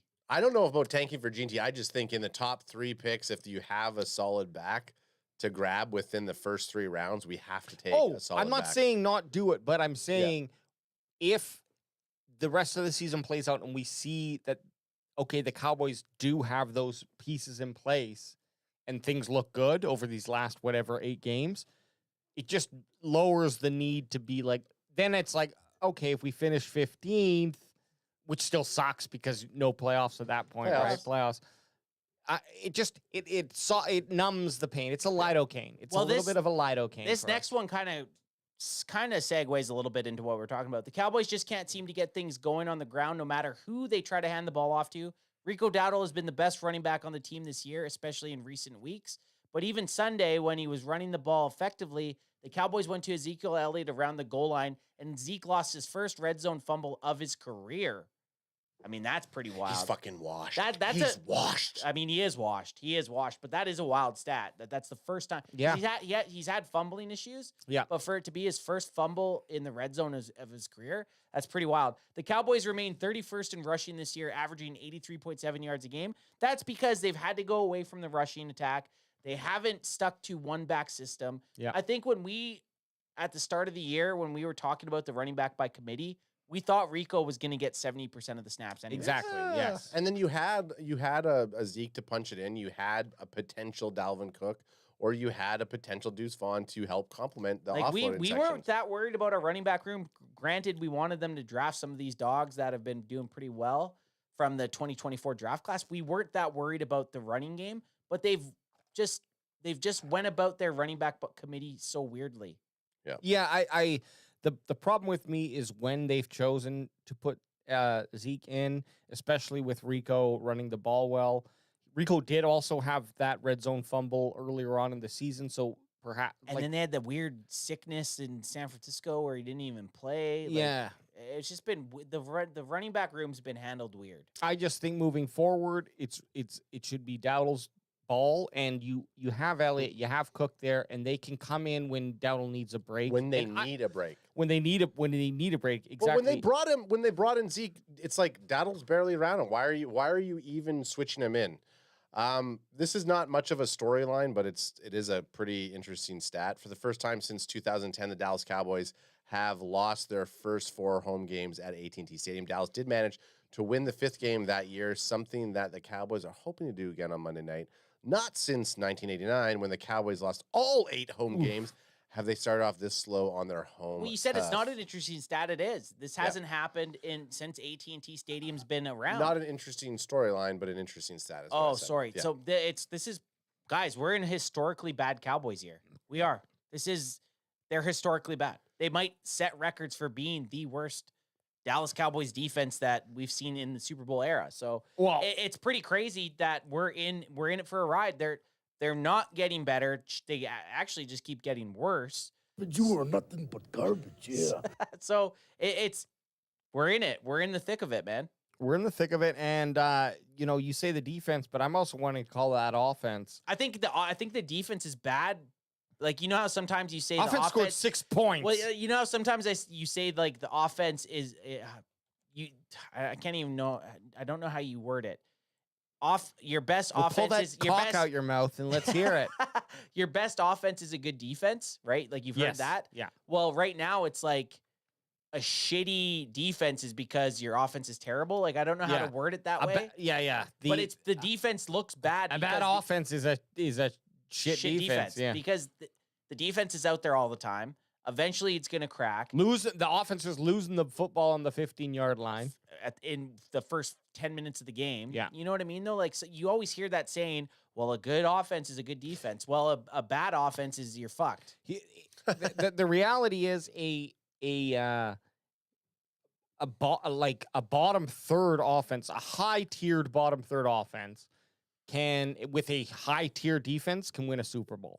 Yeah, I don't think you're going to find the opposite with a top 3 offense and a bottom third defense, like a low tier bottom third defense, winning the Super Bowl at the same rate. Because defense does all you really need the offense to do is to move the ball, score X amount of points, and it's usually anywhere between 17 and 24 points. Yeah. And then have a defense out there who can stop the other team from scoring. And you got yourself a victory. It's that simple. Quick question, but just as we're about to call out here. We're not calling out. We got Boldies. Oh, yeah, we got Boldies. Fuck, Okay, I was already getting I saw AJ was going out there. Warren Hyatt says, as someone who's kind of just getting into football, brackets more into hockey, must be Canadian, just like us. Who is the most hated team in the NFL? ? I see a lot of hate for Eagles, Cowboys, and Chiefs. Yeah, you nailed it. You're right. I said Cowboys probably as a response. Cowboys, Eagles, Chiefs. I think is a pretty safe bet for hate wise. Yep. And then he brings it back to saying, would it be safe to assume it's the same reason everyone hates the Leafs in the NHL? What's the reason everyone hates the Leafs in the NHL? I do hate the Leafs. The Leafs think they're going to win the Stanley Cup every year and then are just mediocre, can't do what they've had years where they've been really good in the regular season and then awful in the postseason. Yeah, oh, for sure. And the Leafs also always put together a team. I think it actually comes from the fans, to be honest. And then the fans are insufferable. Yeah, because that's exactly what Chaos says. People don't hate the Cowboys; they hate the fans. Yeah. And the Leafs fans, that's true. It is the Leafs fans. I don't. Even if the Leafs were at a Canadian team versus an American team, you cheer for the American team. I don't want the Leafs to win a cup. I don't like the Leafs. I don't want their fans to be able to enjoy it. And you just explained a lot of football fandom. It doesn't matter what team a person likes. If the Cowboys were in a Super Bowl, they're cheering for the other team. Like, you could like any other team, and if the Cowboys are playing on Monday night, you don't even have to say Super Bowl because that's a fucking stretch at this point. Every Cowboy loss is a Super Bowl for anyone who hates the Cowboys. And we would never see it. It'd have to be a division championship game, but or conference championship game. But perhaps the Eagles might get some hate. Perhaps the 49ers, but not. I don't think the same level. It would be interesting to see, but I think. I think the only team right now, if in the AFC, who in the AFC is as hated as the Chiefs, and it's just recency bias, right? Because they've won so much. You got fucking Taylor Swift shoved down your throat, Patrick Mahomes, and these magical flags that they get. So you get stuff like that the ordinary fan or someone that tunes into just maybe sees 3 of their games a year. It's annoying, right? And then again, like they said in chat, people hate Cowboys fans. Yeah, which we are. But we're Can fans. Who wants to start off with boldies?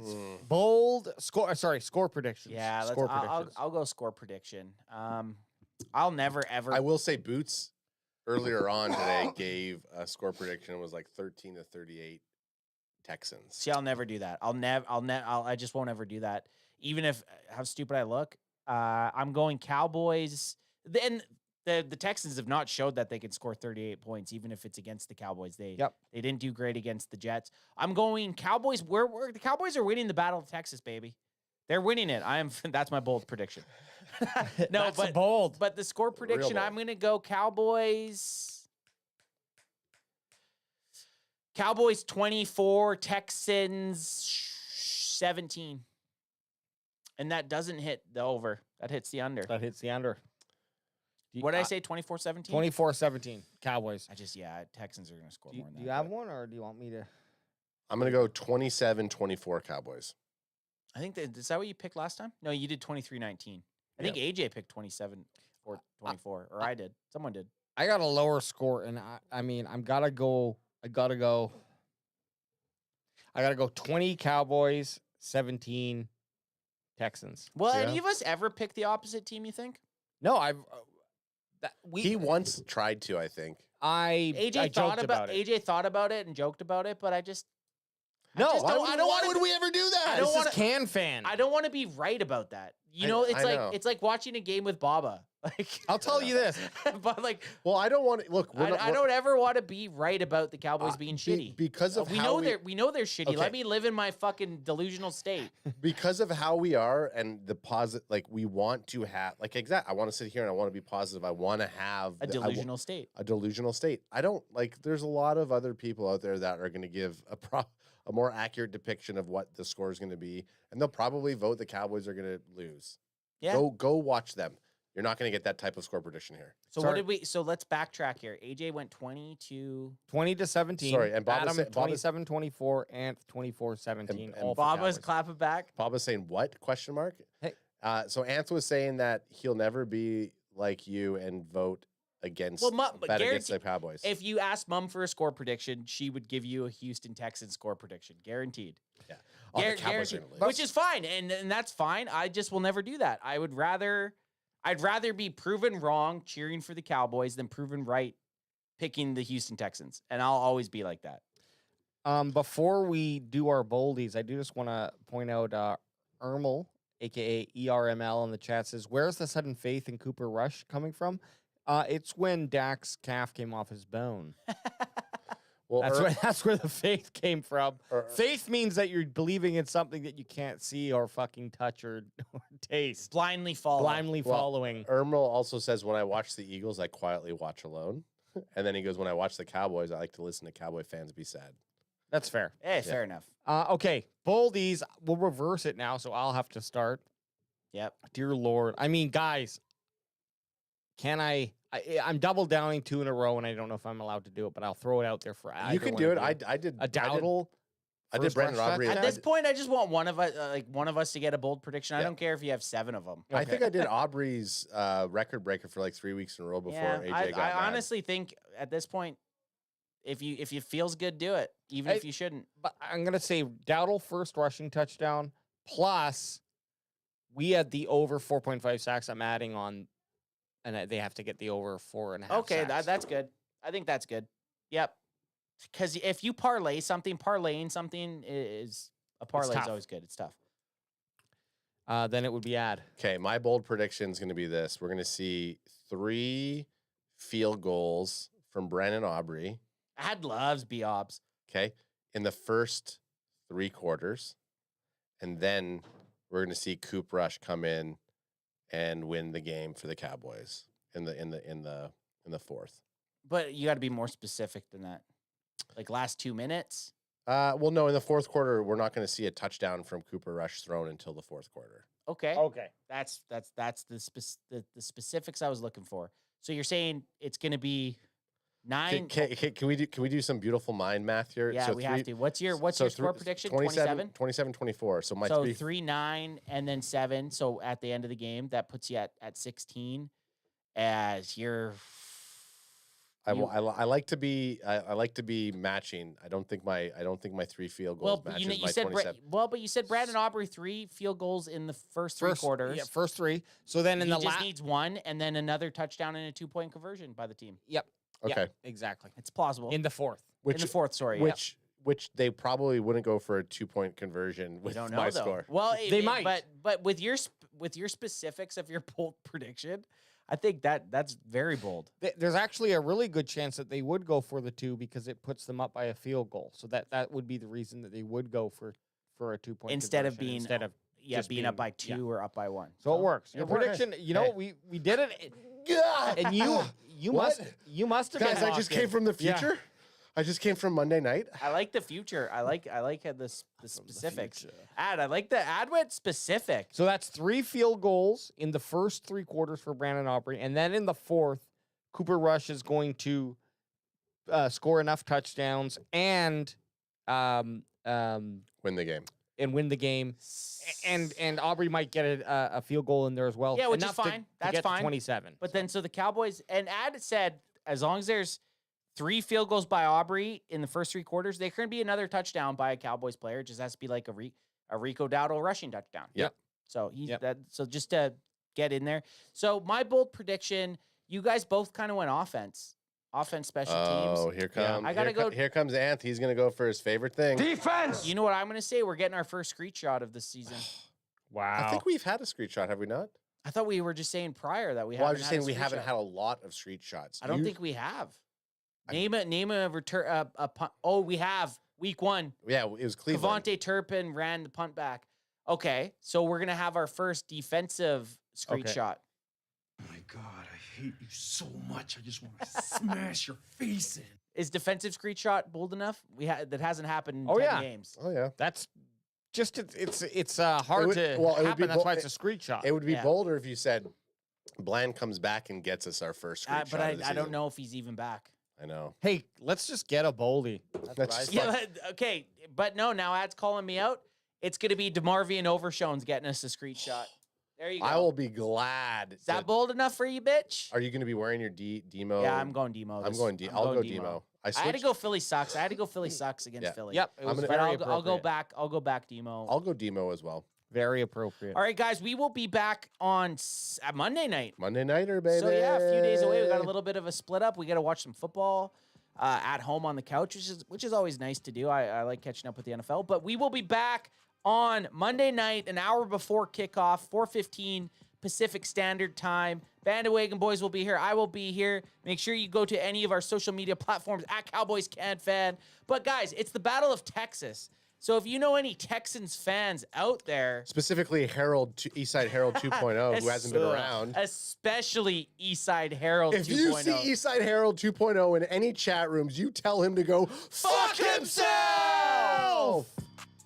Yeah, we bring that heat, son.